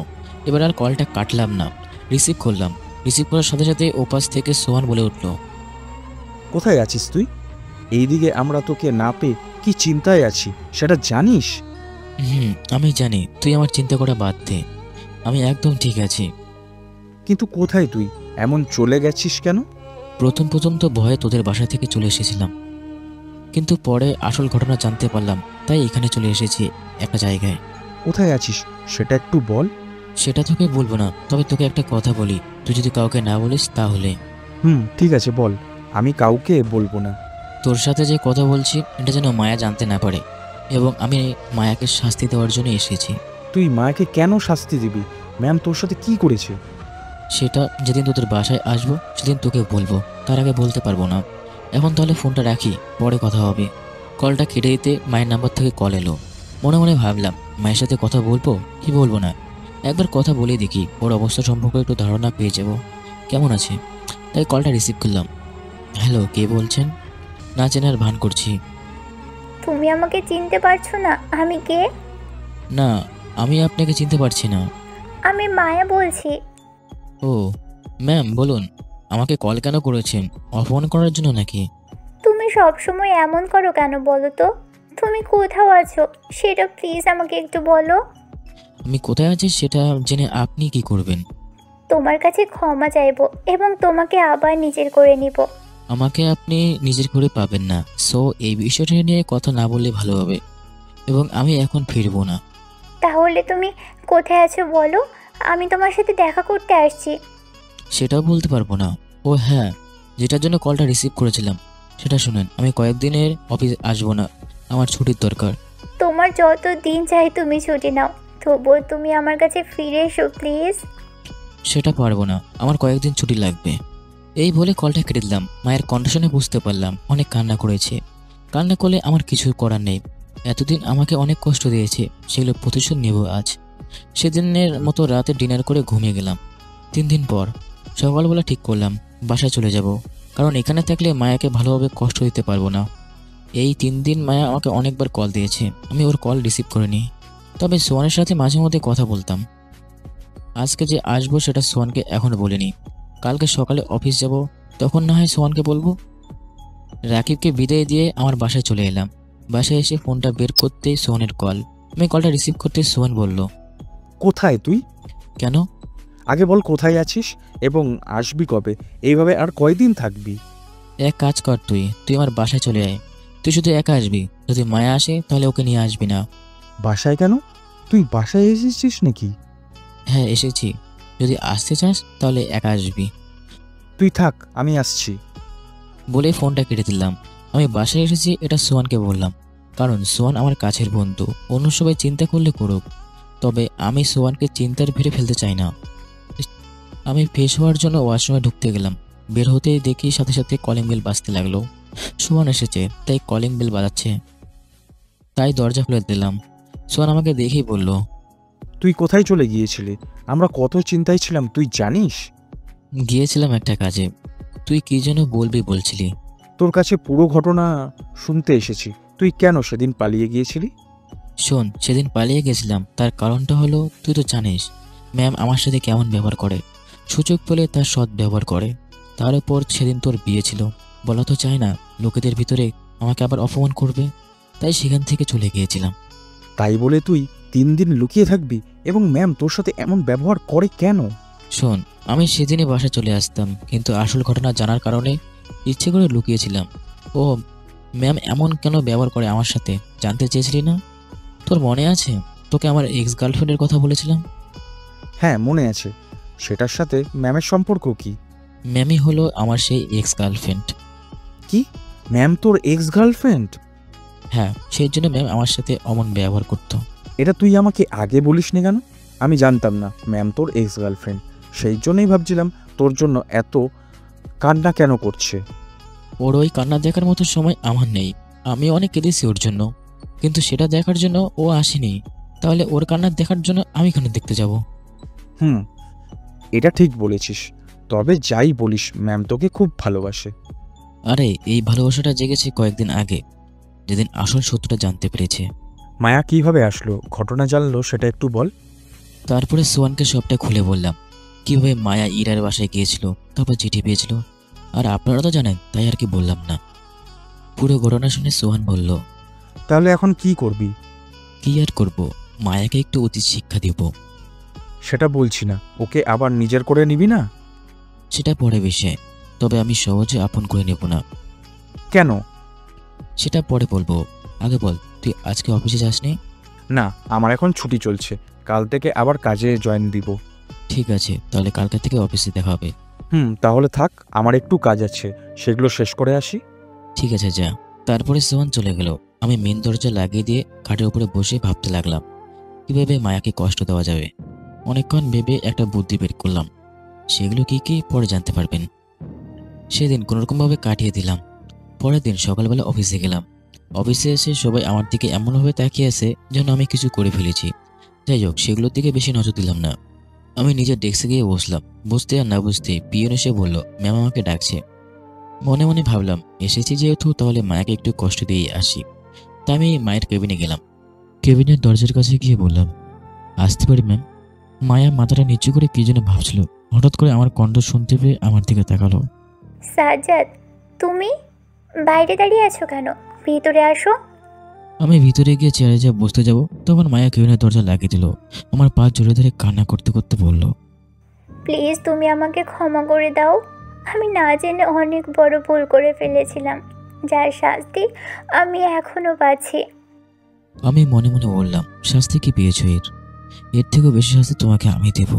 আমি মনে মনে কথা বলছি, এটা মায়া বুঝতে পেরে আমাকে বলল, কি হলো? কিছু বলছো না কেন? আমি এবার সত্যি বলছি, আর আর কখনো তোমাকে অবিশ্বাস করব না। শুধু এবারের মতো আমাকে ক্ষমা করে দাও। আমি সবাইকে অনেক আগেই ক্ষমা করে দিয়েছি। আমার কাছে এখন ক্ষমা চেয়ে কোনো লাভ হবে না। আমার পা ছাড়ুন। না, যতক্ষণ না তুমি নিজের মুখে বলছো ততক্ষণ আমি তোমার পা ছাড়বো না। ঠিক আছে যান, আপনাকে ক্ষমা করলাম। এখন আমার পা ছাড়ুন। আপনারা আবার ভাবেন না আমি মায়াকে ক্ষমা করে দিয়েছি। আসলে এটা আমার একটা বুদ্ধি, যেটা কিনা গল্পে জানতে পারবেন। সত্যি বলছো? তুমি আমাকে মাফ করেছো? করেছি। এখন পা ছাড়ুন। তবুও যেন মায়ের বিশ্বাস হচ্ছে না, তাই আমি জোর করে পা ছাড়িয়ে মায়ের কাছ থেকে আমার পা ছাড়িয়ে নিয়ে বললাম আপনি থাকেন। আমি আমার নিজের ডেস্কে গেলাম। তখনই মায়া আমার হাত ধরে বলল, তোমাকে আরেকটা কথা বলার আছে। কি বলবেন তাড়াতাড়ি বলুন। আমি কিন্তু তোমাকে সেই আগের মতোই ভালোবাসি, তাই প্লিজ তুমি আমাকে আবার নিজের করে নাও। সেটা আমার দরকার হবে না। একবার যেহেতু কষ্ট পেয়েছি সেটা আর পেতে চাই না। সত্যি বলছি, এবার আর কষ্ট দিব না। সবাই সেটাই বলে, কিন্তু পরে আবারও কষ্ট দেয়। আমি তেমনটা করব না, সত্যি বলছি। সেটা আমাকে বলতে হবে না। এখন ছাড়ুন, আমার অনেক কাজ আছে। তারপরে মায়া অনেকবার আটকানোর চেষ্টা করেছিলাম, কিন্তু ওর ফাঁদে এবার আমি আর পা দিইনি। এবার আমি মায়াকে দেখাবো কষ্ট কাকে বলে। এতদিন আমি কষ্ট পেয়েছি, এবার আমি মায়াকে কষ্ট দেব। ভালোবাসা, সেটার প্রতি এখন আর আমার কোনো বিশ্বাস নেই। সেটা অনেক আগে চলে গেছে। এখন মায়ের জন্য আমার মন থেকে শুধু ঘৃণা আছে। নিজের ডেস্কে এসে কাজ করতে লাগলাম। একটু পর সোহান আমার কাছে এসে বলল, সাজ্জাদ, ম্যাম তোকে কি বলল? কি আর বলবে, কিছুই বলিনি। তাহলে তোকে তার কেবিনে কেন যেতে বলছিল? আরে এমনি বলছিলাম। তখনই সোহানের কাছে একটি মেয়ে এলো। মেয়েটি আমাদের অফিসেই কাজ করে, কিন্তু আমি তাকে চিনি না। মেয়েটি এসে সোহানকে বলল, সোহান ভাই ভালো আছেন? আরে জান্নাত, আমি ভালো আছি। তুমি ভালো আছো কি? মানে মেয়েটির নাম জান্নাত। আমি ভালো আছি। আপনার একটু সাহায্য লাগতো। তারপর আগে তুমি ওর সাথে পরিচয় হয়ে নাও। ওর নাম সাজ্জাদ এবং ওর নাম হচ্ছে জান্নাত, আমার ছোট বোনের মতো। হ্যালো জান্নাত। হ্যালো ভাইয়া, আমি জান্নাত। আমি সাজ্জাদ। জান্নাত, তোমার কোনো প্রকার সমস্যা হলে তুমি ওর কাছে আসতে পারো। ঠিক আছে, আসবো। এখন চলুন, আমার সমস্যা ঠিক করতে হবে। তারপর সোহান আর কিছু না বলেই চলে গেল। জান্নাত সোহাকে নিয়ে গেল। ওরা চলে যাওয়ার সাথে সাথে পিয়ন এসে আমাকে বলল ম্যাম ডাকছে। এটা বুঝি না ম্যাম আমাকে এত বারবার কেন ডাকে। প্রত্যেকবার ডাকলে আমার কাজের অসুবিধা হয়। যাই হোক, বেশি দেরি না করে ম্যামের কেবিনে গেলাম। কেবিনের দরজার কাছে গিয়ে বললাম, ম্যাম আসতে পারি? আমি মায়ার দিকে তাকালাম। রাগে চোখ দুটো লাল হয়ে আছে। আমাকে কি ডেকেছেন? তুই জান্নাতের সাথে কি কথা বলছিলি? রাগী গলায় কথাটা বলেই আমার কলার ধরলো। আমি অবাক হয়ে গেলাম। আমি কিছু না বলে মায়ার রাগী চেহারা দেখছি। তখন মায়া আবার বলল, বল, তুই জান্নাতের সাথে কি কথা বলছিলি? এমনি কথা বলছিলাম। কেন, তাতে আপনার কি হয়েছে? তুই শুধু আমার সাথে কথা বলবি, আমি ছাড়া অন্য কোনো মেয়ের সাথে কথা বললে তোর খবর করে ছাড়বো। দেখা যাবে কি করতে পারেন। কথাটা বলে আমি মায়ের কেবিন থেকে বেরোতে যাব, তখনই মায়া আবার জামার কলার ধরে ভেতরে নিয়ে গেল। এবং বলতে লাগলো, আমি কি তোমাকে চলে যেতে বলেছি? না, আমি নিজের ইচ্ছায় চলে যাচ্ছি। এমন ভাব করছো যেন তুমি নিজেই এই অফিসের বস এবং আমি তোমার এখানে কাজ করি। প্লিজ ম্যাম, এসব বাদ দিন, আমাকে যেতে দিন, আমার অনেক কাজ আছে। এটা ভুলে যেও না তুমি এখন কার সাথে আছো। আজকে লাঞ্চ টাইম পর্যন্ত তোমাকে আমার সাথে রেখে দিব। আমি তোমাকে নিজ হাতে খাবার খাইয়ে দিব, তারপর তুমি এখান থেকে যাবে। আগে তো আমার হাতে রান্না করা কত খাবার খেতে চাইতে, এখন তুমি না বলতেই আমি খাবার রান্না করে নিয়ে এসেছি এবং তুমি তুমি কিনা সেটা খাবে না। অতীতের কথাগুলো বাদ দিন, আগে আপনার প্রতি অনেক কিছু ছিল, কিন্তু এখন সেগুলো আর নেই। একটা সুযোগ দাও সেগুলো আমার ফিরিয়ে এনে দেওয়ার। আমি টেবিলের উপর থেকে একটা কাচের পুতুল নিয়ে নিচে ফেলে দিলাম। তারপর মায়াকে বললাম, এটা তো টুকরো টুকরো হয়ে গেছে, এটা কিভাবে আবার আগের মতো হবে? সামান্য একটা কাজ ভেঙে গেলে সেটা আগের মতো হয় না। আপনি তো আমার মন কাচের থেকে বেশি টুকরো টুকরো করেছেন, আগের মতো করবেন বলেন? তুমি আমাকে একটা সুযোগ দাও, আমি সত্যিই বলছি সব কিছু আগের মতো করে দিব। সেটা পারবো না। আচ্ছা তাহলে থাকেন, আমার কাজ আছে, সেগুলো করতে হবে। এই কথা বলে চেয়ার থেকে যখন উঠতে যাব তখনই মায়া আমার জামার কলার ধরলো আর চার ঠোঁট এক করে দিল। মায়ার এমন কাজে আমি মোটেও প্রস্তুত ছিলাম না। মায়াকে ছাড়ানোর জন্য অনেক চেষ্টা করছি, কিন্তু মায়া আমাকে এমনভাবে জড়িয়ে ধরেছে যে ওকে ছাড়াতেই পারছি না। অনেকক্ষণ চেষ্টা করার পর মায়া আমাকে নিজে থেকে ছেড়ে দিয়ে আবার আমাকে জড়িয়ে ধরলো।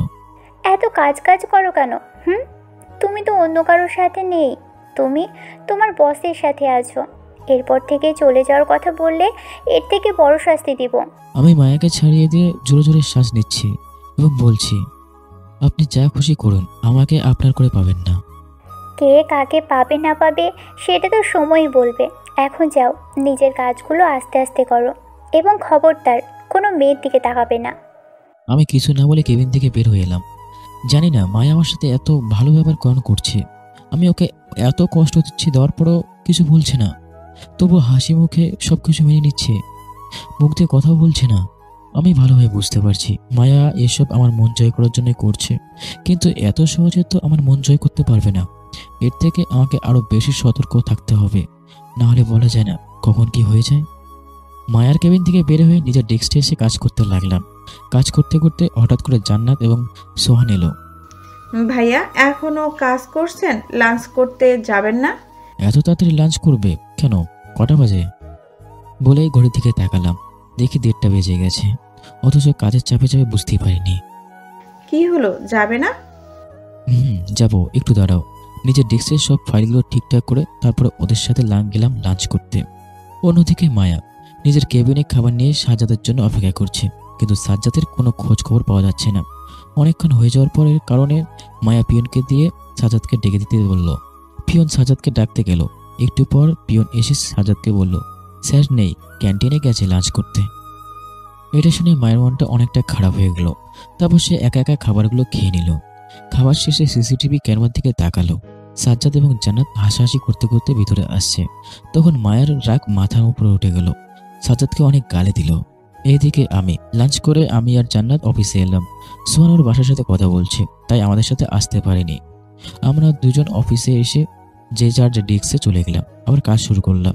কাজ করতে করতে অফিস ছুটি হয়ে গেল, তাই নিজের সবকিছু গুছিয়ে নিয়ে অফিস থেকে বাইরে এসে রিক্সার জন্য দাঁড়ালাম। লাঞ্চের পর থেকে মায়া আমাকে আর ওর কেবিনে যেতে বলেনি। অবশ্য এটা আমার জন্য ভালো হয়েছে, আমার মতো করে আমি কাজ করতে পেরেছি। অফিসে বাইরে রিক্সার জন্য দাঁড়িয়ে আছি, কিন্তু কোনো প্রকার কোনো রিক্সা পাচ্ছি না। অনেকক্ষণ পর দাঁড়িয়ে থাকার পর আমার সামনে এসে একটি গাড়ি দাঁড়ালো। গাড়িটা দেখে বুঝতে পারলাম এটা মায়ের গাড়ি, তাই ওর গাড়ির সামনে থেকে বাসার দিকে হাঁটা তুললাম। আর আমি মায়ের সাথে কথা বলতে চাচ্ছি না, তবুও মায়া আমার সামনেই আছে। গাড়ির সামনে থেকে চলে যাওয়ার আসার সময় মায়া অনেকবার ডেকেছিল, কিন্তু আমি ওর কথা শুনিও নেই। না শোনার ভান করে ওখান থেকে চলে এসেছি। আজকে রিক্সা না পাওয়ার জন্য হেঁটে হেঁটে বাসায় যেতে হচ্ছে। একটু পর বাসায় চলে এলাম। বাসায় এসে ফ্রেশ হতে যাব, তখনই মায়ের ফোন। সেদিকে খেয়াল না দিয়ে ফ্রেশ হয়ে যেতে চলে গেলাম। ফ্রেশ হয়ে এসে দেখি ফোনটা নিয়ে দেখলাম মায়ের অনেকগুলো কল করেছে, তার সাথে একটা মেসেজও করেছে। আমি মেসেজটা পড়তে লাগলাম। মেসেজে লেখা ছিল, ফোনটা রিসিভ করো, তোমার সাথে আমার কথা আছে, অফিসের বিষয়ে জরুরি কথা আছে। মেসেজটা পড়ে ভাবতে লাগলাম অফিসের বিষয়ে কি জরুরি কথা আছে যেটা এখন বলবে। সেটা শোনার জন্য মায়াকে কল করলাম। রিং হওয়ার সাথে সাথে ফোনটা রিসিভ করলো। মনে হয় হাতের ভিতরে ফোন নিয়ে বসেছিল। আমি বেশি কিছু না বলে জরুরি কথা শুনে ফোনটা কেটে দিলাম। হ্যালো ম্যাম, মেসেজে বলেন অফিসের বিষয়ে জরুরি কথাগুলো। হ্যাঁ আছে, তার আগে বলো বাসায় ঠিকমতো গিয়েছো? হ্যাঁ, ঠিক মতো এসেছি। ও, খাবার খেয়েছো কি? এটা কি আপনার জরুরি কথা? জরুরি কথাটা পরে বলছি, আগে তুমি আমার এই প্রশ্নের উত্তর দাও। না, খাবার রান্না করবো তারপর খাবো। ঠিক আছে, তাহলে আগে খাবার রান্না করে খেয়ে নাও, তারপর আমি ফোন দিয়ে বলবো জরুরি কথাটা কি। এখন বললেই তো হয়। না, এখন বলবো না, রাতে আমি কল করব তখন বলবো, তার আগে বলা যাবে না। বাকি কথা বলার আগে ফোনটা কেটে দিলাম। এখন ওর সাথে ফালতু কথা বলে সময় নষ্ট করে আমার লাভ নেই।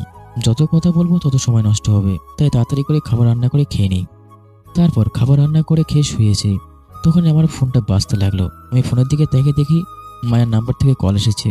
আমি ওর সাথে কথা বলতে চাই না, কিন্তু কি যেন একটা জরুরি কথা বলবে, সেটা শোনার জন্য কলটা রিসিভ করে বললাম, হ্যালো ম্যাম, বলুন। ডিনার করেছো কি? করেছি। আপনি করছেন কি? হ্যাঁ, আমিও করেছি। এখন তাহলে বলুন জরুরি কথাটা। একটু ওয়েট করো, বলছি কি জরুরি কথা।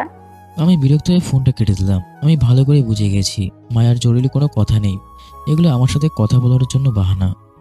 কলটা কেটে দেওয়ার পর মায়া অনেকবার কল দিয়েছে, কিন্তু আমি আর কল রিসিভ করিনি। শুয়ে থাকতে থাকতে কখন যে ঘুমিয়ে গেছিলাম নিজে যায় না। সকালবেলা ঘুম থেকে করে নাস্তা করে অফিসের জন্য রেডি হচ্ছিলাম, তখনই আবারও একটা মেসেজ এলো। আমি মেসেজটা ওপেন করে দেখি মায়ের নাম্বার থেকে মেসেজ দিয়েছে, গুড মর্নিং, সাবধানে অফিসে আসবে, লেট হলেও সমস্যা নেই, কিন্তু অফিসে বা রাস্তায় কোনো মেয়ের সাথে কথা বললে তোমার খবর করে ছাড়বো। মেসেজটা পরে আমি একটু হাসতে লাগলাম। হাসার কারণটা হলো মায়ের এইসব ব্যবহার দেখে। মায়াকে যতই অবহেলা করি না কেন, আমার খেয়াল ঠিকই সে রাখবে। মেসেজটা পরে ফোনটা পকেটে রেখে দিয়ে বাইরে এলাম। তারপর একটা রিক্সা নিয়ে অফিসে চলে এলাম। অফিসে এসে নিজের ডেস্কে বসে কাজ করছিলাম, তখন জান্নাত আমার কাছে এসে বলল, ভাইয়া ভালো আছেন? হ্যাঁ আছি, তুমি ভালো আছো? হ্যাঁ, আমি ভালো আছি। আচ্ছা, আপনাকে একটা কথা বলতে এলাম। বলো, কি বলবে? আগামী শুক্রবার আমার বড় ভাইয়ের বিয়ে। আপনাকে এবং সোহান ভাইকে কিন্তু আসতে হবে। শুক্রবারে? ঠিক আছে, আসবো। তুমি বরং সোহানকে জানিয়ে দিও।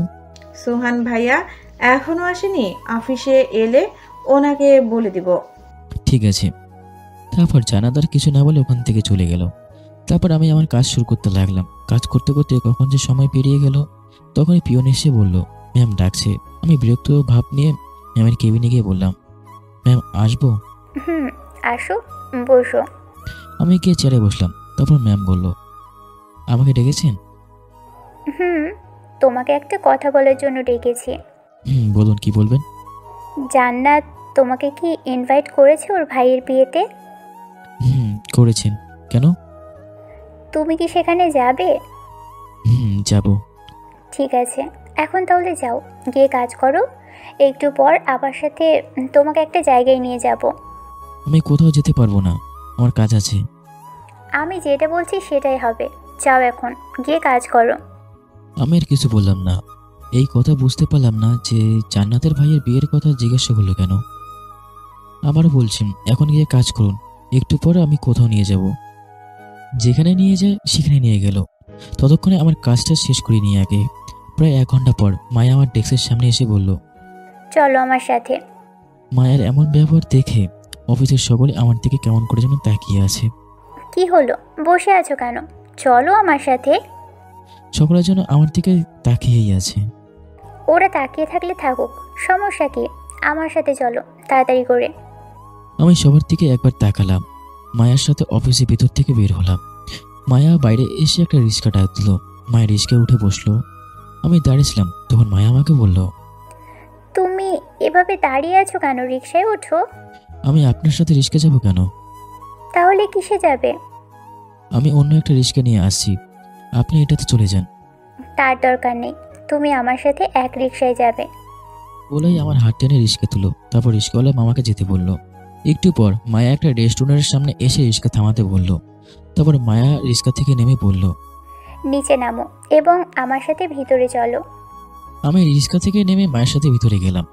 ভিতরে গিয়ে মায়া একটা টেবিলে বসলো, ওর সাথে আমাকেও বসতে বললো। আমি বসার পর মায়া ওয়েটারকে ডাক দিল, খাবার অর্ডার করলো। খাবার অর্ডার করে মায়া আমাকে বলল, এখন চুপচাপ খাবারটা খেয়ে নিবে। খাবার শেষ করে শপিংয়ে যাব। শপিং মল কেন? কেনাকাটা করতে যাব। তাহলে আমাকে নিয়ে যাচ্ছেন কেন? সেটা গেলেই বুঝতে পারবে। এখন খাবার খাও। কথা বলার ফাঁকে ফাঁকে ওয়েটার খাবার দিয়ে গেছে। খাবারগুলো দেখলাম, এখানকার সব কিছুই আমার প্রিয় খাবার। আমি বেশি কিছু না ভেবে খাবারগুলো খেতে শুরু করলাম। খাবার শেষে হাত ধুয়ে যখন বিল দিতে যাব, মায়া বলল, তোমাকে বিল দিতে হবে না, আমি বিল দিছি। আমার বিল আপনি দিতে গেলেন কেন? কেন দিতে পারবো না? সেটা না। আর বলতে হবে না, এখন চলো আমার সাথে, অনেক কাজ আছে। বলেই আমার হাত ধরে রেস্টুরেন্ট থেকে বাইরে নিয়ে এলো। তারপর আমাকে একটা রিক্সা নিয়ে ওঠালো। একটু পর মায়া বড় একটা শপিং মলের সামনে এসে রিক্সা থামাতে পড়লো। রিক্সা থামার পর মায়া রিক্সা থেকে নেমে গেল, সাথে আমাকে নামতে বললো। আমিও নামলাম রিক্সা থেকে। মায়া ভাড়াটা দিয়ে আমাকে নিয়ে ভিতর চলে গেল। প্রথমে মায়া আমাকে নিয়ে গেল মেয়েদের কর্নারে। সেখানে দোকানে গিয়ে বলল, ভাইয়া যতগুলো শাড়ি আছে একটা একটা করে বের করেন। দোকানদার কয়েকটা শাড়ি বের করে আমার সামনে রাখলো। আমি মায়ের থেকে একটু দূরে দাঁড়িয়েছিলাম, তাই মায়া আমাকে বলল, এত দূরে দাঁড়িয়ে আছো কেন? এদিকে এসো এবং দেখো কোন শাড়িতে সবচেয়ে সুন্দর দেখা যাচ্ছে। তখন মায়ের কাছে গিয়ে বললাম, শাড়ি কিনবেন আপনি আর পছন্দ করতে বলছেন আপনি আমাকে, এটা আবার কেমন? তোমার পছন্দ করে দিলে সমস্যা কি? তোমার কাছে যেটা ভালো লাগবে আমি সেটাই নেব। শাড়িগুলোর দিকে দেখলাম, অনেক কালো শাড়ি আছে। ওর ভিতর থেকে আমার পছন্দের কয়েকটা শাড়ি মায়ের হাতে দিলাম। সেগুলো প্যাকেট করতে বললো। তারপর আমাকে ছেলেদের কর্নারের দিকে নিয়ে গেল। ছেলেদের কর্নারে আসার কারণে আমি বললাম, আপনি আবার ছেলেদের জামা কাপড় পরেন নাকি? কথা না বলে চুপচাপ দাঁড়িয়ে থাকো। এটা বলে মায়া কয়েকটা টি শার্ট আমার শরীরের সাথে মাপ দিয়ে বলো। তখনই আমি বললাম, আমার শরীরের সাথে মাপ নিচ্ছেন কেন? চুপ করে থাকো তো। এগুলো আমার বয়ফ্রেন্ডের জন্য নিয়েছি। এর সাইজ এবং তোমার সাইজ একদম এক। তাহলে আমাকে নিয়ে এসেছেন কেন? আপনি আপনার বয়ফ্রেন্ডকে নিয়ে আসতে পারতেন। সে অনেক ব্যস্ত মানুষ, ওর হাতে সময় থাকে না, বুঝছো? আমি আর কিছু বললাম না। অন্য কোনো প্রেমিক হলে বয়ফ্রেন্ডের কথা শুনে হয়তো অনেকটা কষ্ট পেত, কিন্তু আমার ডায়েরিতে কষ্ট বলে আমি কিছুই রাখিনি। মায়া একে একে অনেকগুলো টি শার্ট আর প্যান্ট নিল। তারপর সেগুলো বিল দিয়ে বাইরে একটা রিক্সা নিয়ে অফিসে চলে গেল। অফিসে এসে মায়া কেবিনে চলে গেল এবং আমি আমার নিজের ডেস্কে গেলাম। দুপুরে লক্ষ্য করলাম, কারণ বাইরের থেকে খেয়ে এসেছিলাম, তাই কাজ করতে করতে অফিসে ছুটি হয়ে গেল। আমি আমার সবকিছু গুছিয়ে নিয়ে অফিস থেকে বেরোতেই যাব, তখনই পিয়ন এসে বলল, ম্যাম ডাকছে। কোনো কিছু না ভেবেই ম্যামের কেবিনে গিয়ে বললাম, ম্যাম আমাকে ডেকেছেন? হ্যাঁ, এই জ্যাকেটগুলো নাও। কি আছে এই প্যাকেটে? প্যাকেটটা হাতে নিয়ে, সেটা বাসায় গিয়ে যখন খুলবে তখন বুঝতে পারবে। এখন চলো, তোমাকে তোমার বাসার সামনে নামিয়ে দিয়ে আসি। তার দরকার নেই, আমি একাই চলে যেতে পারবো। আপনাকে এত কষ্ট করতে হবে না। না, আমি তোমাকে নামিয়ে দিয়ে আসবো। এখন কথা না বলে চলো, তোমাকে তোমার বাসার সামনে নামিয়ে দিয়ে আসি। আমি আর কিছু বললাম না। মায়ের সাথে বাইরে এসে গাড়িতে উঠলাম। মায়া নিজে ড্রাইভ করছে। একটু পর মায়া আমার বাসার সামনে এসে গাড়ি থামালো। আমি গাড়ি থেকে নামতে যাব, তখনই মায়া আমার হাত ধরে টান দিয়ে ওর মুখের কাছে নিয়ে 4 ঠোঁট এক করে দিল। সারাদিন শেষে মায়ের এমন কাজে আমি মোটেও প্রস্তুত ছিলাম না। অনেকটা চেষ্টা করেও মায়াকে আমার কাছ থেকে ছাড়াতে পারলাম না। তার কারণ হলো আমার দম প্রায় শেষ হয়ে আসছে। 4 মিনিট পর মায়া আমাকে ছেড়ে দিয়ে বলল, আমাকে এভাবে ছেড়ে চলে যাচ্ছিলে কেন? আমি এবার রাগ ধরে রাখতে পারলাম না। ঠাস করে মায়ের গালে কষে ধরে থাপ্পড় মারলাম। আপনাকে কতবার বলবো যে আপনি আমার সাথে এরকম ব্যবহার করবেন না? একই কথা আপনি বোঝেন না, কেন আমার সাথে এরকম করেন? আমি তোমাকে ভালোবাসি তাই। কিন্তু আমি তো আপনাকে ভালোবাসি না এবং কখনো বাসবো না। তাই প্লিজ আমার কাছ থেকে নিজে থেকে এরকম অধিকার দেখাতে আসবেন না। প্লিজ, তুমি আমার কথাটা অন্তত শুনে যাও। মায়ের কোনো প্রকার কোনো কথা না শুনে গাড়ি থেকে নেমে বাসার ভিতরে চলে এলাম। বাসার ভিতরে এসে প্যাকেটটা রেখে ওয়াশরুমে চলে গেলাম ফ্রেশ হতে। ফ্রেশ হওয়ার সময় হাতে দেখলাম রক্ত লেগে আছে। রক্ত কোথা থেকে এলো এটা ভাবতে লাগলাম। মনে পড়ে গেল মায়ের ঠোঁটের রক্ত। এবার নিজের প্রতি খারাপ লাগতে লাগলো। থাপ্পড়টা না মারলেই হতো, পরে না হয় একসময় ক্ষমা চেয়ে নেব। তারপর ফ্রেশ হয়ে বেরিয়ে এসে মায়ের দেওয়া প্যাকেটগুলো খুললাম। দেখলাম এখানে সব টি শার্ট প্যান্ট আছে, যেগুলো কিনা মায়া সকালবেলা কিনেছিল। একবার ভাবলাম এগুলো ফেলে দেই, আবার ভাবলাম না থাক, মায়ার জিনিস মায়াকে ফিরিয়ে দেবো। সবশেষে ঠিক করলাম এগুলো মায়াকে ফিরিয়ে দেবো, তাই জামা কাপড়গুলো আবারও প্যাকেটে তুলে রাখলাম। তারপর খাবার রান্না করে খেয়ে ঘুমিয়ে পড়লাম। পরের দিন অফিসে গেলাম। নিজের ডেস্কে বসে কাজ করছি। আশেপাশে তাকে দেখছি মায়া আমার ডেস্কের কাছে কি ঘোরাঘুরি করছে। আমি সেদিকে আর বেশি মনোযোগ দিলাম না। অনেকক্ষণ ঘোরাঘুরি করার পর ম্যাম নিজের কেবিনে চলে গেল।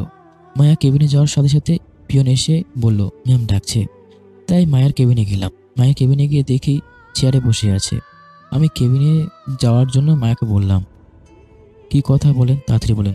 চেয়ারে বসতে বসতে, আমার উপর কি রেগে আছো? না, আপনার উপর কোনো রাগ থাকবে না। আর হ্যাঁ, কালকে ব্যবহারের জন্য সরি। হাতটা ছাড়িয়ে নিয়ে, তোমার এই আঘাত দেওয়াতে আমি কিছু মনে করিনি। তুমি আমাকে হাজার মারলেও আমি তোমার কাছে বারবার ফিরে আসবো। সেটা জানি, কিন্তু আপনি কথায় কথায় আমার হাত ধরছেন কেন? রাগী গলায় কথাটা বলতে হাতটা ছেড়ে দিল। আমার রাগী কণ্ঠ শুনে মায়া একটু ভয় পেয়ে গেল, তাই কাঁপা গলায় বলল, ঠিক আছে, আর ধরবো না।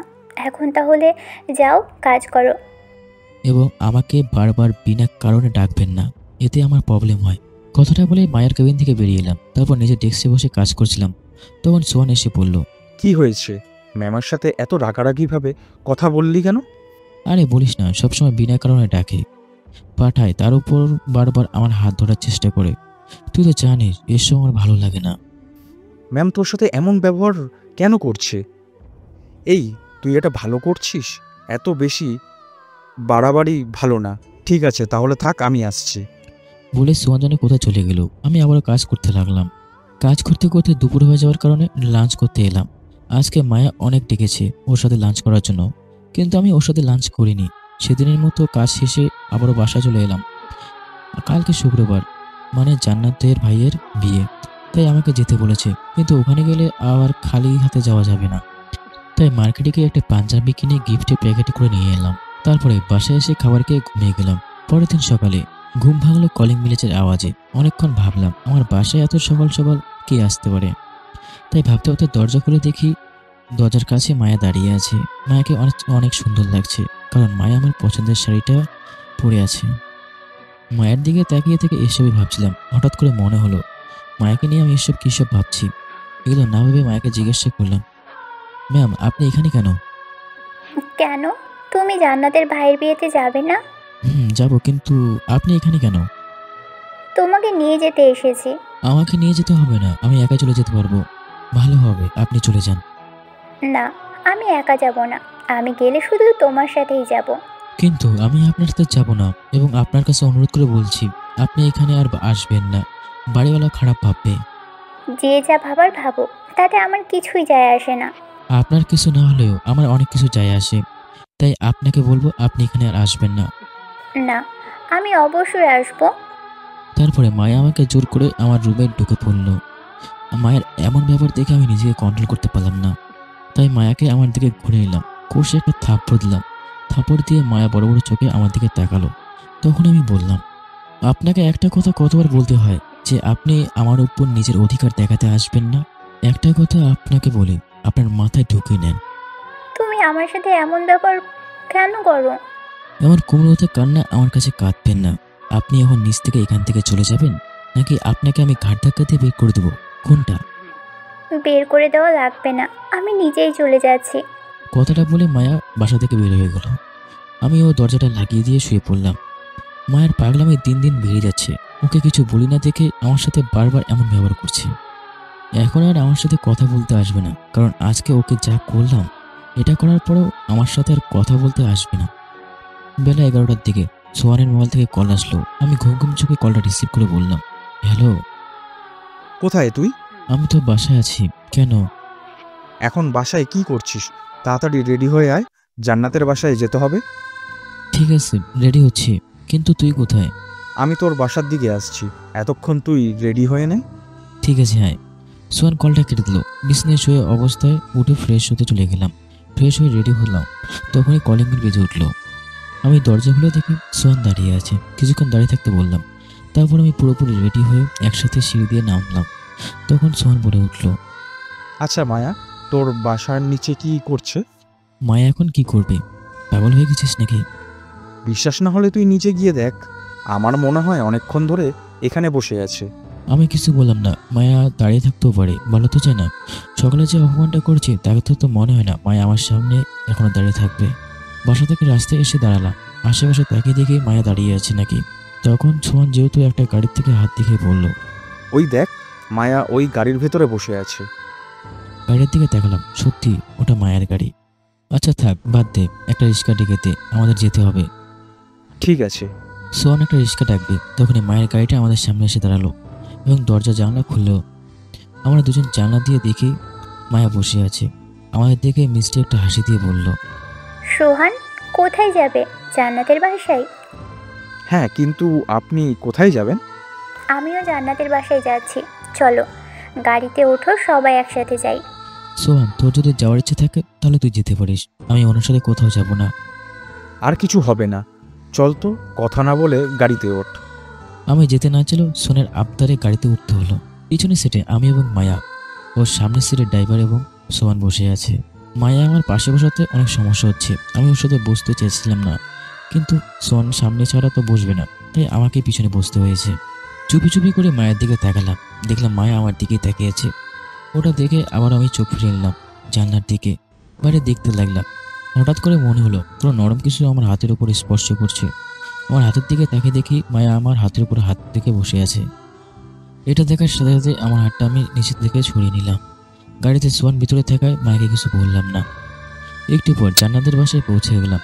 গাড়ি থেকে নেমে ভিতরে যাচ্ছিলাম, তখনই মায়া এসে আমার পাশে দিয়ে হাঁটছিল আর আমার হাত ধরে বলল, প্লিজ এবার অন্তত রাগ করো না, একটু সময় তোমার হাতটা আমাকে ধরতে দাও প্লিজ। আমি মায়ের কাছ থেকে আমার নিজের হাতটা ছাড়িয়ে নিয়ে একটু দূরে গিয়ে বললাম, আপনি সবসময় আমার থেকে দূরে রাখবেন, তাহলে আমি খুশি হব। কেন? আমার এসব পছন্দ না তাই, এবং আপনাকে তো আমি বলেছিলাম আপনি সবসময় আমার সাথে দূরে থাকবেন, তবুও বারবার কেন কথা বলতে আসেন? আমি তোমাকে ভালোবাসি, তাই বারবার তোমার কাছে ছুটে আসি, এবং তুমি আমাকে আপনি আপনি করে বলছো কেন? তোমাকে তো বলেছি আমাকে তুমি করে বলবে। তুমি করে বলতে পারবো না, এবং ভালোবাসার কথা যে কি বললেন। বললাম আমি তোমাকে অনেক ভালোবাসি, তাই তোমার কাছে বারবার ফিরে আসি। এত যদি আমাকে ভালোবাসেন তাহলে সেদিন আমাকে কেন ছেড়ে গিয়েছিলেন? কেন? তুমি আমার কথাটি একটু শোনো প্লিজ। আসলে সেদিন মায়াকে কিছু বলতে না দিয়ে আমি বলা শুরু করলাম, আপনার কোনো কথাই আমি শুনতে চাই না, এবং এখানকার থাকার সময় আমার সাথে কথা বলতে আসবে না। প্লিজ আজকের দিনে অন্তত আমার সাথে এমন ব্যবহার করো না প্লিজ। কথাটা বলেই মায়া আমার হাত ধরার চেষ্টা করছিল। আমি হাত ধরতে না দিয়ে বললাম, কেন আজকের দিনে কি আপনার সাথে কেন ভালোভাবে কথা বলতে হবে? আজকে একটা অনুষ্ঠানে এসেছি, তাই প্লিজ তুমি আমার সাথে অমন ব্যবহার করো না। সব আমাকে বলতে হবে না, চুপচাপ করে আমার সামনে থেকে চলে যান, এরপরে যেন আমার সামনে আপনাকে না দেখি প্লিজ। আমি মায়ের কোনো কথা শুনলাম না। বিয়ে বাড়ি আসার পর থেকে আমার পিছু নিয়ে যাচ্ছে, কথা সহজে শিশু হচ্ছে না। বিয়ে বাড়িটা চারদিকে ঘুরে দেখছি, আমার পিছনে মায়া ঘোরাঘুরি করছে, তবে আমার সামনে আসার সাহস পাচ্ছে না। এদিকে অনেকক্ষণ পর ধরে সোহানের দেখা পাচ্ছি না, তাই তাকে খুঁজতে লাগলাম। একটু পরে দেখলাম সোহান বাড়ির বাগানের ভিতরে ফোনে কথা বলছে। তবে দেরি না করে সোহানের কাছে গেলাম। আমাকে দেখে সোহান কলটা কেটে দিল, ফোনটা পকেটে রাখলো। কোথায় ছিলি তুই? তোকে কখন থেকে খুঁজছি জানিস? তখন আমি সোহানের কাঁধের উপর হাত রাখলাম আর বললাম, আমি নিজে তোকে খুঁজছিলাম, সারা বাড়িতে তোকে খুঁজে না পেয়ে এখানে চলে এলাম, দেখলাম তুই কথা বলছিস। ও আচ্ছা, ম্যাম তোর পেছনে পেছনে ঘোরাঘুরি করছে কেন? আর বলিস না, এভাবে সারাদিন আমার পিছনে ঘোরাঘুরি করছে এবং বলবে ভালোবাসি ভালোবাসি। তুই কিছু বলিস না? বলবো না কেন? কালকে এবং আজকে থাপ্পড় দিয়েছি, তবুও আমার পিছন ছাড়ছে না। ও আচ্ছা, তোকে একটা কথা বলি শুন, তুই কি মায়াকে ভালোবাসিস? অনেক আগে ভালোবাসতাম, কিন্তু সেটা এখন আর নেই। তুই তবুও মায়াকে একটা সুযোগ দিয়ে দেখ কি হয়। সেটা পারবো না। তাহলে কি করবি? সারা জীবন কি কষ্টে কাটাবি? তার সাথে মায়াকেও কষ্ট দিয়ে যাবি? দেখ, এখন তোর সিদ্ধান্তের উপর তোদের ভালো থাকার নির্ভর করছে। সে বিষয়ে পরে ভাবা যাবে, এখন চল। সোহান আমার কাঁধে হাত রেখে বলল, যা করবি একটু ভেবেচিন্তে করবি, একটা ভুল করে ফেলেছিস, তোদের সারা জীবন নষ্ট হয়ে যাবে। সোহানের কথা অবশ্য যুক্তি আছে, সারা জীবন এভাবে মায়াকে যদি কষ্ট দিয়ে যাই তাহলে আমরা কেউ কাউকে ভালো রাখতে পারবো না।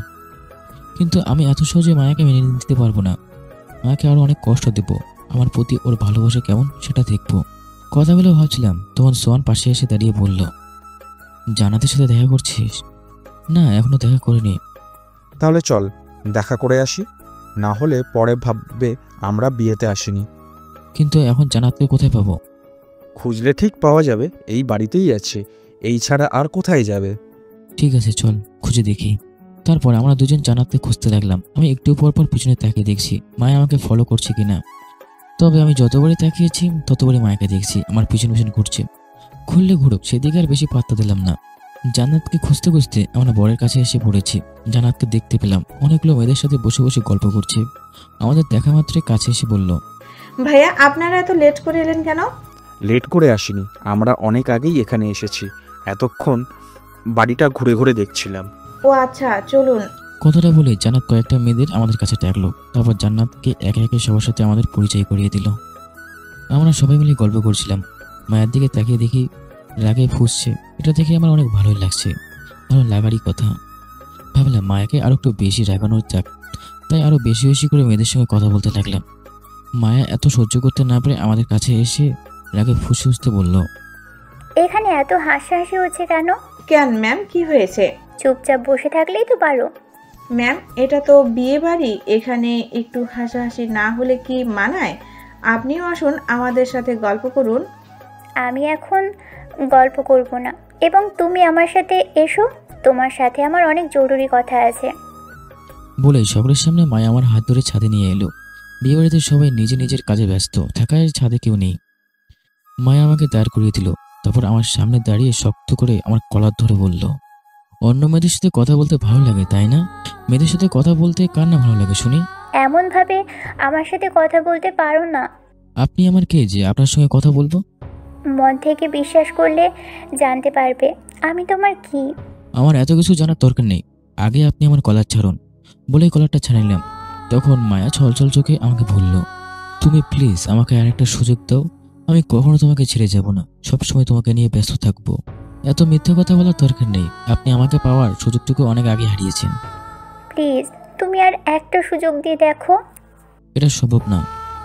কথাটা বলে ছাদের দরজার দিকে তাকালাম। দেখলাম দরজার কাছে সোয়ান দাঁড়িয়ে আছে। আমাদের কথা শোনা মাত্রই সোয়ান আমার কাছে এসে বলল, তুই ওকে আরেকটা সুযোগ দিয়ে দেখ। সোহান, তোকে একটা কথা কতবার বলতে হয়, আমি এটা পারবো না। কেন পারবি না? সকল মানুষের জীবনে একটা করে ভুল করে থাকে, এটা নিয়ে সারা জীবন পড়ে থাকলে তো হবে না। আমি এখন এসব নিয়ে কথা বলতে চাই না, তুই আমার সাথে নিচে চল। মায়াকে দেখতে আমার আর ভালো লাগছে না। আমি পরে যাব, তার আগে আমার কথা শোন।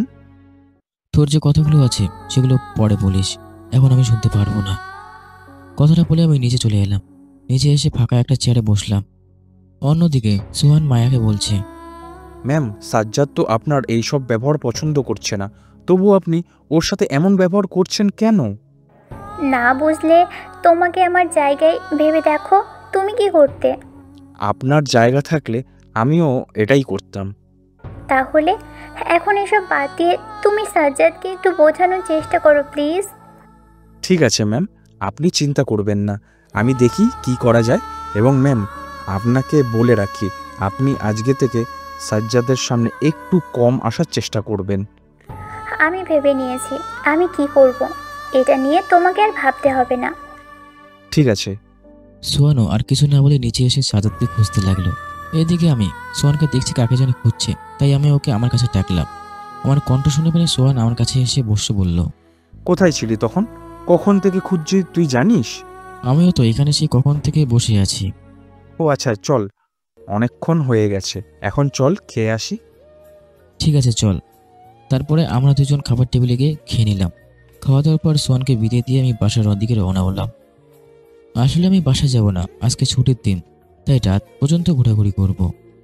রাস্তা দিয়ে হাঁটছি এবং মায়ের কথা ভাবছি। সোহানের কথাগুলো ঠিক, প্রত্যেকটা মানুষের জীবনে একটা ভুল করেই থাকে। সেই ভুলটা নিয়ে যদি সারা জীবন ভাবি, বসে থাকি, তাহলে তো আর হবে না। হাঁটতে হাঁটতে নদীর পাড়ে চলে এলাম। অবশেষে ঠিক করলাম মায়াকে আর একটা সুযোগ দিব। তবে সুযোগের কথাটা মায়াকে বলবো না, কয়েকদিন ওকে কষ্ট দিয়ে দেখব। যদি মায়া আমাকে ভালোবাসাটা সত্যি হয়, তাহলে ওকে আপন করে নেব। নদীর পাড়ে বসে বাদাম খাচ্ছিলাম, তখন হঠাৎ করে আমার পাশে কেউ এসে বসলো। পাশে তাকিয়ে দেখি মায়া। অন্য সময় হলে মায়াকে এখানে আরো কয়েকটা থাপড় মারতাম, কিন্তু আমি এখন দেখতে চাই মায়া আমাকে কেমন ভালোবাসে। আজকে মেয়েটার মাথায় একটু বুদ্ধি এসেছে, আমার থেকে একটু দূরেই বসে, যেন আমার সঙ্গে স্পর্শ না লাগে। আমি কিছু না বলে বাদাম খাচ্ছিলাম, তখন মায়া আমাকে বলল, আচ্ছা আমাকে একটা কথা বলবে? বলুন, কি জানতে চান? তুমি কি কাউকে ভালোবাসো? একজনকে ভালোবাসি। কিন্তু কেন? সেটা কে, একটু বলা যাবে? সেটা আপনি কয়েকদিন পরে জানতে পারবেন, এখন না হয় নাই বললাম। না, এখন বলো প্লিজ। বলেই অনেকবার অনুরোধ করলো, কিন্তু আমি নাম বলবো না। আমি কাকে ভালোবাসি সেটা আপনারা তো একটু পরে জানতে পারবেন। মায়া অনেক জোর করছে নামটা বলার জন্য। তখন আমি বললাম, আপনি তার নামটা জেনে কি করবেন? তাকে খুন করব। তাকে খুন করবেন? কেন সেটা একটু বলেন। আমার ভালোবাসাতে ভাগ বসিয়েছে, তাই ওকে আমি খুন করব। তাই তোমাকে বলছি, তুমি নামটা একটু বলো। হাজার চেষ্টা করেও আমি বলবো না। আচ্ছা, না বললে? আজকে কিছু বললাম না, কি কারণে আজ মায়ের সাথে যে সময় কাটাতে ভালো লাগছে। অনেক বললো মায়াকে ভালোবাসি কিনা। মায়াকে তো অনেক আগের থেকেই ভালোবাসি, সেটা তো অনেক মান অভিমানে জমা আছে। তাই মাকে একটা সুযোগ দিই, যদি সে অভিমানটা ভাঙাতে পারে আর ভালোবেসে জায়গায় তুলতে পারে, তাহলে ওকে আপন করে নেব, না হলে আর নেব না। বসে বসে আপনার প্রশ্নের উত্তর দিচ্ছিলাম, তখনই মায়া আবারও বলল, কত বছর পর আবার তোমার সাথে বসে থেকে সময় কাটাচ্ছি, খুব ভালো লাগছে। আমারও ভালো লাগে। আচ্ছা, একটা প্রশ্নের উত্তর দেবে? বলেন, কি প্রশ্ন? আমাকে কি আরেকটাবার সুযোগ দিতে পারবে না, আমার ভালোবাসা কতটা সত্য সেটা দেখানোর জন্য? সেটা সুযোগ আপনি পাবেন না, তাই এটা নিয়ে আর কথা না বলাই ভালো হবে। প্লিজ, তুমি আমাকে আর একটিবার সুযোগ দাও। সত্যি বলছি, এবার আর তোমাকে ছেড়ে যাব না, সব সময় তোমার সাথেই থাকবো। আর একবার এসব কথা বললে আমি এখান থেকে চলে যেতে বাধ্য হব। আমার রাগী গলা শুনে মায়া কিছু বলল না, চুপচাপ বসে রইল। আমি ভেবেছিলাম আর কিছু বলবে না, কিন্তু মায়ের সেটা ভুল প্রমাণিত করে আমাকে বলল, আচ্ছা, তুমি যেহেতু আমাকে সুযোগ দেবেই না, তাহলে সেটার কথাও তোমাকে বলবো না। চুপ করে আছি, কিছু বলছি না। আচ্ছা, তুমি কালকে অফিসে আসবে কি? আসবো। কেন? না, তাই এমনি বললাম। আচ্ছা, থাকো, আমাকে এখন বাসায় যেতে হবে। তুমি বাসায় যাবে না? আপনি চলে যান, আমার দেরি হবে। মায়া কিছু না বলে আমার গালে একটা কিস করে চলে গেল। আমি অবাক হয়ে মায়ের দিকে তাকিয়ে রইলাম, তবু কিছু বললাম না। ওর সব ব্যবহারের হিসাব খাতা তুলে রেখেছি, কালকে থেকে ওকে দেখাবো কষ্ট কি জানিস। মায়া চলে যাওয়ার পর আমি আরো কিছুক্ষণ নদীর পাড়ে বসে থাকলাম। তারপর আমি বাসায় চলে এলাম। বাসায় এসে রান্না করছিলাম, তখন হঠাৎ করে সোহানের কলটা রিসিভ করে ওপাশ থেকে সোহান বলতে লাগলো, হ্যালো, বল। কালকে কি অফিসে আসবি? আসবো তো, তবে এটা জিজ্ঞাসা করছিস কেন? না, এমনি বললাম আর কি। তাহলে সকালে দেখা হবে। ঠিক আছে। তারপরে সোহান কলটা কেটে দিল। আমি রান্না করে রাতে খাবার খেয়ে ঘুমাতে যাব। তখনই মায়ের নাম্বার থেকে একটা মেসেজ এলো। ওই মেসেজটা চেক করে দেখি লেখা আছে, মিস্টার, ডিনার করছেন কি? হ্যাঁ, করেছি। এবং এখন আমি আর কথা বলতে পারবো না, সকালে অফিস আছে, তাই তাড়াতাড়ি ঘুমাতে হবে। যা বলার কালকে সকালে বলে, এখন বাই। মেসেজটা পাঠিয়ে দিয়ে ঘুমিয়ে গেলাম। পরের দিন সকালে অফিস যাওয়ার সময় বাসা থেকে বের হয়ে দেখি বাসার সামনে দিয়ে জানা যাচ্ছে। তখন আমি জানাতকে আমার কাছে ডাকলাম, বললাম, এখান দিয়ে কোথায় যাচ্ছ? এই তো ভাইয়া, অফিসে যাচ্ছি। আপনি অফিসে যাবেন না? হ্যাঁ, আমিও তো অফিসে যাওয়ার জন্য বাসা থেকে বের হয়েছি। তাহলে তো একসাথেই যাওয়া যায়, কি বলেন? অবশ্যই, চলো যাই। তারপরে আমরা দুজন গল্প করতে করতে অফিসে এলাম। অফিসে এসে নিজের ডেস্কে বসি, তখনই পিয়ন এসে বলল, ম্যাম ডাকছে আপনাকে। ঠিক আছে, আমি যাচ্ছি। পিয়ন চলে যাওয়ার পরে আমি ব্যাগটা ডেস্কে রেখে ম্যামের কেবিনে গেলাম। ম্যামের কেবিনে গিয়ে দেখি মায়ের চেয়ারে বসে বসে কান্না করছে। তখন আমি মায়ের কাছে গিয়ে বললাম, আপনি আমাকে ডেকেছেন? মায়া আমার কথায় কোনো উত্তর না দিয়ে আমার পা জড়িয়ে ধরে কান্না করতে লাগলো আর বলল, তুমি প্লিজ আমাকে এভাবে আর কষ্ট দিও না। তোমার জন্য মেয়েদের সাথে মেলামেশা আমার সহ্য হয় না। আরে ম্যাম, আপনি এসব কি করছেন? মায়াকে পা থেকে ছাড়ানোর অনেক চেষ্টা করছি, কিন্তু মায়া এমনভাবে পা জড়িয়ে ধরে আছে যে আমি ছাড়াতেই পারছি না। অনেক চেষ্টার পরেও ছাড়ালাম। তখন মায়া বলল, তুমি আমার সাথে এমন করছো কেন বলো তো? সেটা আমার থেকে আপনি ভালো জানেন। আমাকে অন্য মেয়েদের সাথে কথা বলতে দেখলে আপনার সমস্যা কি? তোমাকে অন্য মেয়েদের সাথে আমি সহ্য করতে পারি না, আমার অনেক কষ্ট হয়। মনে মনে বললাম, এতটুকু কষ্ট পেয়ে এই অবস্থা, আমি তো এর থেকেও বেশি কষ্ট পেয়েছি। তার সামান্যটুকু মায়াকে দেব, পরে আপন করে নেব। আমি কিছু বলছি না দেখে মায়া আবার বলল, কি হলো, তুমি কিছু বলছো না কেন? বলার মতো কোনো কিছু নেই। এতটুকু কষ্ট পেয়ে এমন অবস্থা, তাহলে ভাবুন আমি এত বছর ধরে কিভাবে আছি। আমি সব বুঝতে পারছি। এখন তুমি শুধু আমাকে একবার আপন করে নাও, দেখবে তোমার সব কষ্ট আমি ভুলিয়ে দিব। মায়ের এমন কান্না আমারও ভয় লাগছে না। মন বলছে মায়াকে তুলে নিয়ে বুকে জড়িয়ে নিই, কিন্তু সেটা করলে মায়ের শাস্তি দেওয়া হবে না। কি হলো, কিছু বলছো না কেন? আমার ভাবার জন্য কিছুক্ষণ সময় লাগবে। তোমার যত সময় লাগে তুমি নাও, সমস্যা নেই তো। তারপরে আমি কিছু না বলে মায়ের কেবিন থেকে বের হয়ে সোয়ানের কাছে গেলাম। আমার চিন্তা মাখা মুখ দেখে সোয়ান বলল, কি হয়েছে? তোকে এত চিন্তিত লাগছে কেন? কি করব কিছুই বুঝতে পারছি না। কি বলবি সেটা আমার সাথে শেয়ার কর। তাই তো হয়। সোয়ানকে সব ঘটনা খুলে বললাম। আমি সেটা তো অনেক আগের থেকে ভালোবাসি, কিন্তু সেটা রাগ অভিমানে জমে আছে। সোয়ান সেই রাগ অভিমানগুলো সব ভুলে গিয়ে মায়াকে আপন করে নেয়। আমি কিছু না বলে সোয়ানের ডেস্কের থেকে নিজের ডেস্কে এলাম। আজকে কেন জানি কাজ করতে মন যাচ্ছে না, শুধু মায়ের চিন্তায় মাথায় ঘুরপাক খাচ্ছে। সেদিনের মতো অফিস শেষ করে বাসায় এলাম। আজকে মায়া অনেকবার কথা বলতে এসেছে, কিন্তু আমার ভালো লাগছিল না দেখে ওর সাথে কথা বলিনি। বাসায় এসে অনেকক্ষণ ভাবলাম সব কিছু ঠিকঠাক করে নিব। কালকে মায়াকে প্রপোজ করব, ওকে আর কষ্ট দেব না। এটা তো গেল আমার কথা। অন্যদিকে মায়া অফিস থেকে ফিরে এসে মায়া নিজের রুমে বসে কান্না করেই চলেছে। মায়ার মনে ভয় বলে সাজ্জাদ ওকে মেনে নেবে না, সেজন্য কান্না করছে। মায়ের বাবা একটা কাজে বাইরে গিয়েছে। বাসায় এসে দেখে মায়া প্রচুর কান্না করছে, তাই মায়ের বাবা বলল, কি হয়েছে, এত কান্না করছিস কেন? বাবা, আমি আমার সব কিছু হারিয়ে ফেললাম বোধহয়। কে? কি হয়েছে আমাকে সব খুলে বল। মায়া ওর বাবাকে সাজ্জাদ এবং মায়ার সব ঘটনা খুলে বলল। সব শুনে বাবা বললেন, তুই কি সাজ্জাদকে ভালোবাসিস? বাবা, ওকে ছাড়া আমি বাঁচতে পারবো না। আমারও সাজ্জাদকে পছন্দ। তুই চিন্তা করিস না, আমি সাজ্জাদের সাথে কথা বলে দেখি কি করা যায়। সাজ্জাদ রাজি থাকলে কালকে তোদের বিয়ে দিব। ঠিক আছে। আমাকে সাজ্জাদের বাসার ঠিকানা দে, এর সাথে কথা বলে আসি। বাবা, আমাকেও নিয়ে চলো প্লিজ। তুই পরে যাস, আমি গিয়ে ওর সাথে কথা বলে আসি আগে। তারপরে মায়া ওর বাবাকে সাজ্জাদের ঠিকানা দিল। মায়ের বাবা সাজ্জাদের বাসার উদ্দেশ্যে রওনা দিল। এদিকে আমি রুমের ভিতরে বসে কাজ করছিলাম। তখন হঠাৎ করে কলিং বেল বেড়ে উঠল। আমি গিয়ে দরজা খুলে দেখি মায়ের বাবা দাঁড়িয়ে আছে। ওনাকে দেখে আমি একটু অবাক হলাম, তাই বললাম, স্যার আপনি এখানে কেন? এসেছি তোমার সাথে কিছু জরুরি কথা বলতে। ও আচ্ছা, ভিতরে আসুন। মায়ের বাবা ভিতরে এসে খাটের উপর বসলো। তারপর আমাকে বলল, দেখো মায়া তোমাদের সম্পর্কের কথা আমাকে বলেছে। মানুষ একটা ভুল করে থাকে, সেটা নিয়ে এত বেশি রেগে থাকা ভালো না। স্যার আপনার কথা আমি বুঝতে পেরেছি। আমি এখন আর মায়ের উপর রাগ করে নেই। তাহলে তুমি আমার মেয়েকে এভাবে কষ্ট দিচ্ছ কেন? আমি মায়াকে বোঝাতে চেয়েছি যে কারো মন ভাঙলে কেমন লাগে। এবার তোমার কাছে আমার একটা অনুরোধ, সেটা কি তুমি রাখবে? বলুন, আমি রাখার চেষ্টা করব।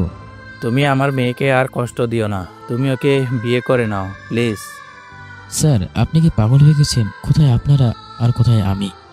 আমার মতো এই তিন ছেলের সাথে আপনার মেয়ের বিয়ে দিবেন? দিব। আমার কাছে আমার মেয়ের সুখই সব কিছু। তুমি প্লিজ আমার কথাই না করো না। আমি মনে মনে ভাবলাম মায়ের সাথে একটু মজা করা যাক। এমন মজা করব যেটা কিনা কখনো ভুলবেও না। কিন্তু একটা কথা, মানবেন কিনা সেটা জানি না, তবু একবার বলেই দেখি। তাই মায়ের বাবাকে বললাম, আচ্ছা আমি আপনার মেয়েকে বিয়ে করতে রাজি। আলহামদুলিল্লাহ, তাহলে কালকেই তোমাদের বিয়ে দিব। আমার কথাটা একটু শেষ করতে দিন। ঠিক আছে, বলো কি কথা। আমি যে মায়াকে বিয়ে করব এটা ওকে বলবেন না। বলবেন সাজ্জাদ ওকে বিয়ে করবে না, তাই অন্য একটা ছেলের সাথে ওর বিয়ে ঠিক করেছেন। এটা করলে মায়া যদি অন্য কিছু করে ফেলে তাহলে? আমি জানি মায়া কিছু করবে না। আমি মায়ের সাথে মজা করার জন্য এই কথাটা বললাম। আপনি গিয়ে ওকে জাস্ট এই কথাটাই বলবেন, কেমন? ঠিক আছে, তুমি যা বলবে তাই হবে। আমি তাহলে এখন আসি। বলে মায়ের বাবা চলে গেল। আজকে আমি খুব খুশি, কারণ আজকে আমি যাকে ভালোবাসি তাকে নিজের করে পাবো। পকেট থেকে ফোনটা বের করে সোহানকে ফোন করলাম। কাকার চায়ের দোকানে আসতে বললাম। সোহানকে আসতে বললাম বলে আমি বাসা থেকে বেরোয় কাকার চায়ের দোকানে গিয়ে দেখি সোহান বসে আছে। আমি হাসি মাখা চেহারা নিয়ে সোহানকে বললাম, আজকে এত খুশি খুশি কেন? সেটা জানলে তুই খুব খুশি হবি। মায়ের সাথে আমার বিয়ে ঠিক হয়েছে, কালকে আমাদের বিয়ে। সোহানকে সব ঘটনা ভুলে বললাম। সোহান শুনে তো খুব খুশি হলো। তারপর আমরা দুজন মিলে গল্প করতে লাগলাম। অন্যদিকে মায়া মায়ের বাবা বাসার ভিতর ঢুকলো, দৌড়ে মায়ের কাছে গিয়ে বলল, বাবা, বাবা, সাজ্জাদ কি বললো তোমাকে? আমাকে বিয়ে করবে কি? আমাকে ক্ষমা করে দিস, সাজ্জাদ তোকে বিয়ে করবে না, তাই অন্য একটা ছেলের সাথে তোর বিয়ে ঠিক করে এসেছি। এই কথা শোনার পর মায়া অনেক কান্না করতে লাগলো এবং বলল, আমি তোমাকে পাঠিয়েছি কিসের জন্য এবং তুমি কি করে এলে? আমি শুধু সাজ্জাদের, তাছাড়া আমি আর কারণ না। তুই চিন্তা করিস না। না বাবা, যে জীবনে সাজ্জাদকে পাবো না সেটা রেখে আমার কোনো প্রকার লাভ নেই। কথাটা বলে মায়া টেবিল থেকে ফল কাটা ছুরি নিয়ে নিজের হাত কেটে ফেলল, যার কারণে হাত দিয়ে প্রচুর রক্ত পড়তে লাগলো। তখন মায়ের বাবা তাড়াতাড়ি করে হাত ধরল। তুই পাগল হয়ে গেছিস নাকি? মায়ের হাত দিয়ে রক্ত বের হওয়ার কারণে মায়া বেশিক্ষণ তাকিয়ে থাকতে পারল না, তখনই সে জ্ঞান হারিয়ে ফেলল। মায়ের বাবা দেরি না করে ডাক্তারকে কল দিল, তাড়াতাড়ি করে বাসায় আসতে বলল। এদিকে আমি সোনার সাথে কথা বলছি, তখনই আমার ফোনে একটা কল এলো। ফোনটা বের করে দেখি মায়ের বাবা কল করেছে, তাই কলটা রিসিভ করলাম। তখনই মায়ের বাবা উপাস থেকে বলতে লাগলো, হ্যালো সাজ্জাদ, কোথায় তুমি? কেন স্যার, কি হয়েছে? তুমি তাড়াতাড়ি করে আমার বাসায় চলে আসো, মায়ের অবস্থা খুবই খারাপ। আচ্ছা, আপনারা থাকুন, আমি আসছি। ফোনটা রেখে দিয়ে দেরি না করে বেরিয়ে পড়লাম মায়াদের বাসার দিকে। জানি না মায়া আবার কি কাজ করে বসলো। তাড়াতাড়ি করে মায়ের বাসায় এসে কলিং বেল বাজলাম, তখনই মায়ের আম্মু এসে দরজা খুলে দিল। আমি তার সাথে কথা না বলে মায়ের বাবার কাছে গিয়ে বললাম, স্যার কি হয়েছে, এভাবে আসতে বললেন কেন? তোমার কথা অনুযায়ী মায়াকে বলেছিলাম, সেটা শুনে মায়া ওর হাত কেটে আত্মহত্যার চেষ্টা করেছে। মায়া এখন কোথায়? ওর রুমে আছে, ডাক্তার হাতে ব্যান্ডেজ করছে। আমি আর কিছু না বলে মায়ের রুমের দিকে যেতে লাগলাম। আজকে আমার জন্য মায়ের এই অবস্থা। আমি যদি এই মজাটা না করতাম তাহলে এমন তো হতো না। আজকে মায়ের যদি কিছু হয়ে গেলে আমি নিজেকে কোনোদিনও ক্ষমা করতে পারবো না। মায়ের রুমের সামনে এসে দরজা খুলে ভিতরে গেলাম। মায়াকে বিছানার উপর শুয়ে রাখা হয়েছে, বিছানা দিয়ে রক্তের মাখামাখি। মায়ের এমন অবস্থা দেখে আমি নিজেকে ঠিক রাখতে পারলাম না। মায়ের কাছে যাওয়ার সময় ডাক্তার আমাকে আটকে দিয়ে বলল, আরে আপনি রোগীর কাছে যেতে পারবেন না। ওনার এখন ঘুমের প্রয়োজন, শরীর থেকে অনেক রক্ত বের হয়ে গেছে, আর একটু দেরি হলে ওনার অবস্থা আরো খারাপ হয়ে যেত। ডাক্তার আমাকে আর কিছু না বলে রুম থেকে বের করে দিল। ডাক্তার চলে যাওয়ার পর মায়ের বাবা আমাকে ডেকে পড়ল। ডাক্তার কি বলল? চিন্তার কি কোনো কারণ আছে? না স্যার, এখন আর কোনো চিন্তার কারণ নেই এবং পারলে আমাকে ক্ষমা করে দেবেন।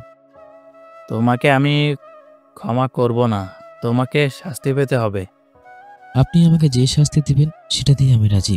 শাস্তিটা হলো তুমি আমার মেয়েকে বিয়ে করবে এবং সারা জীবন ওর সঙ্গে থাকবে। কথাটা বলে উনি হেসে দিলেন। ওনার এমন কথা শুনে আমি খুশি হলাম। আমি কিছু বলার আগেই মায়ের বাবা বললেন, যাও মায়ের কাছে যাও, আমি তোমাদের বিয়ের আয়োজন করছি। বলে উনি চলে গেলেন। আমিও দেরি না করে মায়ের রুমে চলে গেলাম। মায়ের রুমে গিয়ে ঘড়ির দিকে তাকিয়ে দেখলাম রাত 8টা বাজে।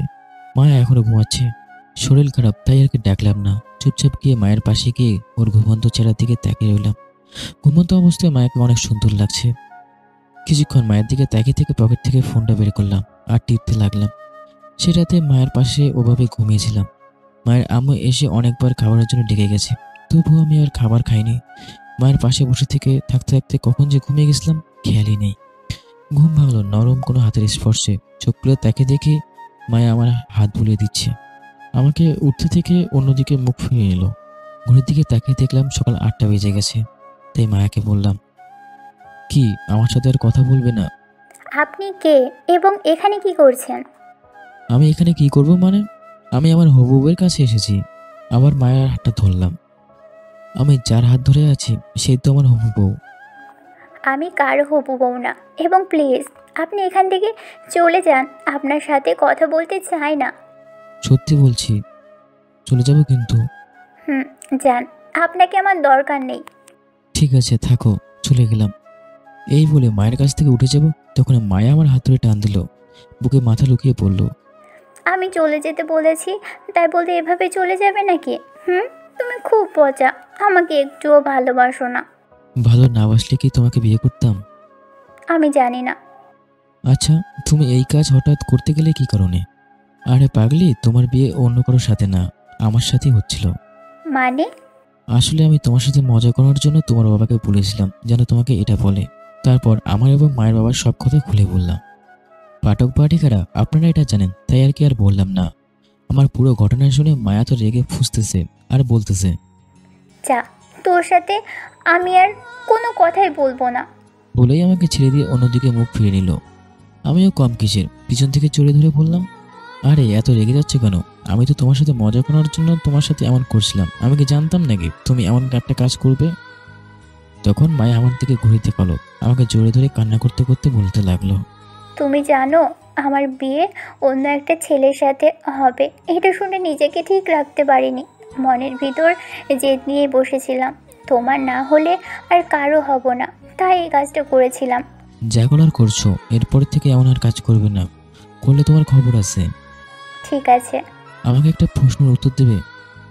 একটা কেন, 1000টা প্রশ্ন করো, আমি আমি তোমার সকল প্রশ্নের উত্তর দিতে প্রস্তুত। তুমি সত্যিটা জানলে কিভাবে? সেটা অনেক বড় কাহিনী, পরে এক সময় বলবো। না, তুমি এখনই বলো। আসলে তুমি যে ইরার সাথে এমন কাজ করবে সেটা আমার বিশ্বাস হয়নি। তবে আমার মান অভিমানের জন্য তোমার কাছে যায়নি। তুমি আমাকে ছেড়ে যাওয়ার পর আমি সব সময় কান্না করতাম, তবে সেটা সবার আড়ালে। মাঝে মাঝে তোমার নাম্বারে কল দিতাম, কিন্তু সেটা বন্ধ বলতো। এভাবে কয়েক বছর কেটে যায়। আমার পড়াশোনা শেষ। যেদিন এই শহরে আসতে যাব সেদিন কি যেন মনে করে ফেসবুকে ঢুকলাম। অনেক বছর ধরে ফেসবুকে ঢোকা হয় না, যার কারণে অনেকগুলো মেসেজ এসে জমা হয়ে গেছিলো। মেসেজগুলো চেক করছিলাম, তখন একটা ইরার মেসেজ আসে, আর সেখানে লেখা ছিল, আমি অনেক বড় ভুল করেছি, যেটা শাস্তি আজ আমাকে পেতে হচ্ছে। তুই আমার বাসায় আসবি, তোর সাথে কথা আছে। তোর নাম্বার আমার কাছে নেই, তাই তোকে কল দিতেও পারছি না। আমি মেসেজটা পড়ে আর দেরি করি না, ইরার আগে ঠিকানে চলে গেলাম, কিন্তু সেখানে ইরাকে পাইনি। পরে জানতে পারি ওরা নাকি ওখান থেকে চলে গেছে। তখন আমি আমাদের কলেজে একটা ছেলের সহায়তায় ইরার বাসায় খুঁজে বের করি। তারপরে ইরার বাসায় যাই, কিন্তু সেখানে গিয়ে জানতে পারি ইরা মারা গেছে। কথাটা বলে কান্না করতে লাগলাম। আমি মায়ের চোখে পানি মুছে দিয়ে বললাম, বাকিটা আমি জানি, আর বলতে হবে না। তুমি কিভাবে জানো? তুমি যে ছেলেটাকে নিয়ে গেছো সেই আমাকে বলেছে। তার মানে তুমি জেনে শুনে আমাকে কষ্ট দিয়েছিলে? অবশ্যই। এটা শুনে মায়া আমাকে মারতে লাগলো। অনেকক্ষণ পর মায়া বলল, সব জানতে তাহলে আমাকে এত কষ্ট দিলে কেন? তোমাকে কষ্ট দিয়েছি তোমাকে বোঝানোর জন্য যে আমি কতটা কষ্টে আছি। আমাকে ক্ষমা করে দাও, আমি জানতাম না আসল ঘটনা।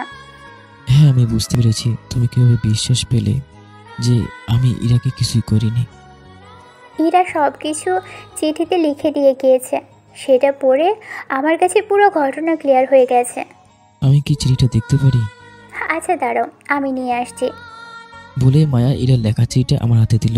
আমার জানার খুব আগ্রহ ইরা এই চিঠিতে কি এমন লিখেছে, তাই চিঠিটা খুলে পড়তে লাগলাম। চিঠিটা মায়ের জন্য লেখা হয়েছিল, তাই সব জায়গায় মায়ের নামই ব্যবহার করা হয়েছে। আমি জানি যখন তুমি চিঠিটা পড়বে তখন বোধ আমি এই পৃথিবীতে থাকবো না, পারলে আমাকে ক্ষমা করে দিও। আমি জীবনে অনেক বড় অন্যায় করেছি, অনেক বড় ভুল করেছি, সেটার শাস্তি এখন আমাকে পেতে হচ্ছে। পারলে আমাকে তুমি ক্ষমা করে দিও। জানি না সত্যিটা জানার পর তুমি আমাকে ক্ষমা করতে পারবে কিনা, তাই আগে থেকে ক্ষমাটা চেয়ে নিলাম। সেদিন যা ঘটেছিল, যেটা দেখেছিলে, সম্পূর্ণ আমার সাজানো নাটক ছিল। তোমাদের দুজনকে আলাদা করার জন্য কাজটা করেছিলাম, কিন্তু এখন বুঝতে পারছি এই কাজটা করাটা আমার ঠিক হয়নি। আমার ক্যান্সার ধরা পড়েছে। হয়তো এই পাপটাই করার জন্য আল্লাহ আমাকে শাস্তি দিচ্ছে। পারলে আমাকে ক্ষমা করে দিও। ইতে ইরা। চিঠিটা পড়ে বুঝতে পারলাম না। মায়া আমার হাত থেকে চিঠিটা নিয়ে বলল, আমি জানি তুমি এই চিঠিটার কথা বুঝোনি, কিন্তু আমি এইটুকু কথা সব কিছু বুঝে গিয়েছি। তুমি কিভাবে জানলে? আমি এর কিছুই বুঝি না। তোমাকে ভালোবাসি, তাই বুঝতে পেরেছি। আচ্ছা, আমরা বিয়ে করব কবে? তখন এই মায়ের বাবা ভিতরে প্রবেশ করলো আর বলল, আজকে সন্ধ্যায় তোমাদের বিয়ে হবে। এটা শুনে মায়া খুশি হয়ে বলল, তুমি যেটা করবে সেটাই হবে। তোরা তোদের বন্ধুদের আসতে বল। ঠিক আছে বাবা, তুমি চিন্তা করো না, আমি বলে দিব। ঠিক আছে, তাহলে থাক, হাতে অনেক কাজ আছে। বলে মায়ের বাবা চলে গেল। তখন মায়া আমার কাছে এসে হাত ধরে বলল, আমাকে কথা দাও, আমাকে আর কখনো এমন কষ্ট দিবে না। তুমি আমাকে কথা দাও কখনো আমাকে ছেড়ে যাবে না। কথা দিলাম, কখনো তোমাকে ছেড়ে যাব না। তখন আবার কেউ মায়ের রুমে ঢুকে পড়ল। আমি দরজা থেকে তাকিয়ে দেখি সোহান এবং সোহানের বউ এসেছে। আমার এবং মায়ের কথা বলতে দেখে সোহান বলল, এখন চল আমার সাথে। আমি কোথায় যাব? কোথায় মানে? সন্ধ্যায় তোকে বিয়ে তোদের রেডি করাতে হবে তো নাকি? ঠিক আছে, তোরা যা, আমি আসছি। না, এখন গেলে তোকে সাথে করে নিয়ে যাব। তুই চল আমাদের সাথে। তখন আমি মাকে বললাম, তাহলে থাকো, রাতে কথা হবে, এখন নিজের খেয়াল রেখো। এটা বলে সোহান আমাকে অন্য রুমে নিয়ে গেল। সারাদিন সেই রুমের ভিতরে বসে আমি এবং সোহান গল্প করতে লাগলাম। সন্ধ্যায় কাজে এসে আমাদের বিয়ে পড়িয়ে দিয়ে গেল। আজকে থেকে আমাদের নতুন পথ চলা শুরু। সবাই দোয়া করবেন যেন সারা জীবন একসাথে কাটাতে পারি। পাঠক পাঠিকারা, দোয়া করতে বলছি, কিন্তু কার জন্য দোয়া করতে বলছি সেটা কিন্তু বলিনি, তাই ভেবে চিন্তে দোয়া করবেন। বাই বাই ভিউয়ার্স, বাসরাত করব, টাটা। হ্যালো ভিউয়ার্স, গল্পটি কেমন হয়েছে অবশ্যই কমেন্ট করে জানাবেন। আমি তাপস, এই প্রথম আমি অবহেলা গল্পের কাজ করলাম। জানি না আপনাদের কাছে গল্পটা কেমন লেগেছে, আপনাদের কাছে কিভাবে প্রেজেন্ট করতে পেয়েছি, তবে যতটুকু পেয়েছি আমি চেষ্টা করেছি। যদি আমাদের গল্পগুলো ভালো লেগে থাকে তাহলে অবশ্যই চ্যানেলটি সাবস্ক্রাইব করে পাশে থাকবেন। ধন্যবাদ। আল্লাহ হাফিজ।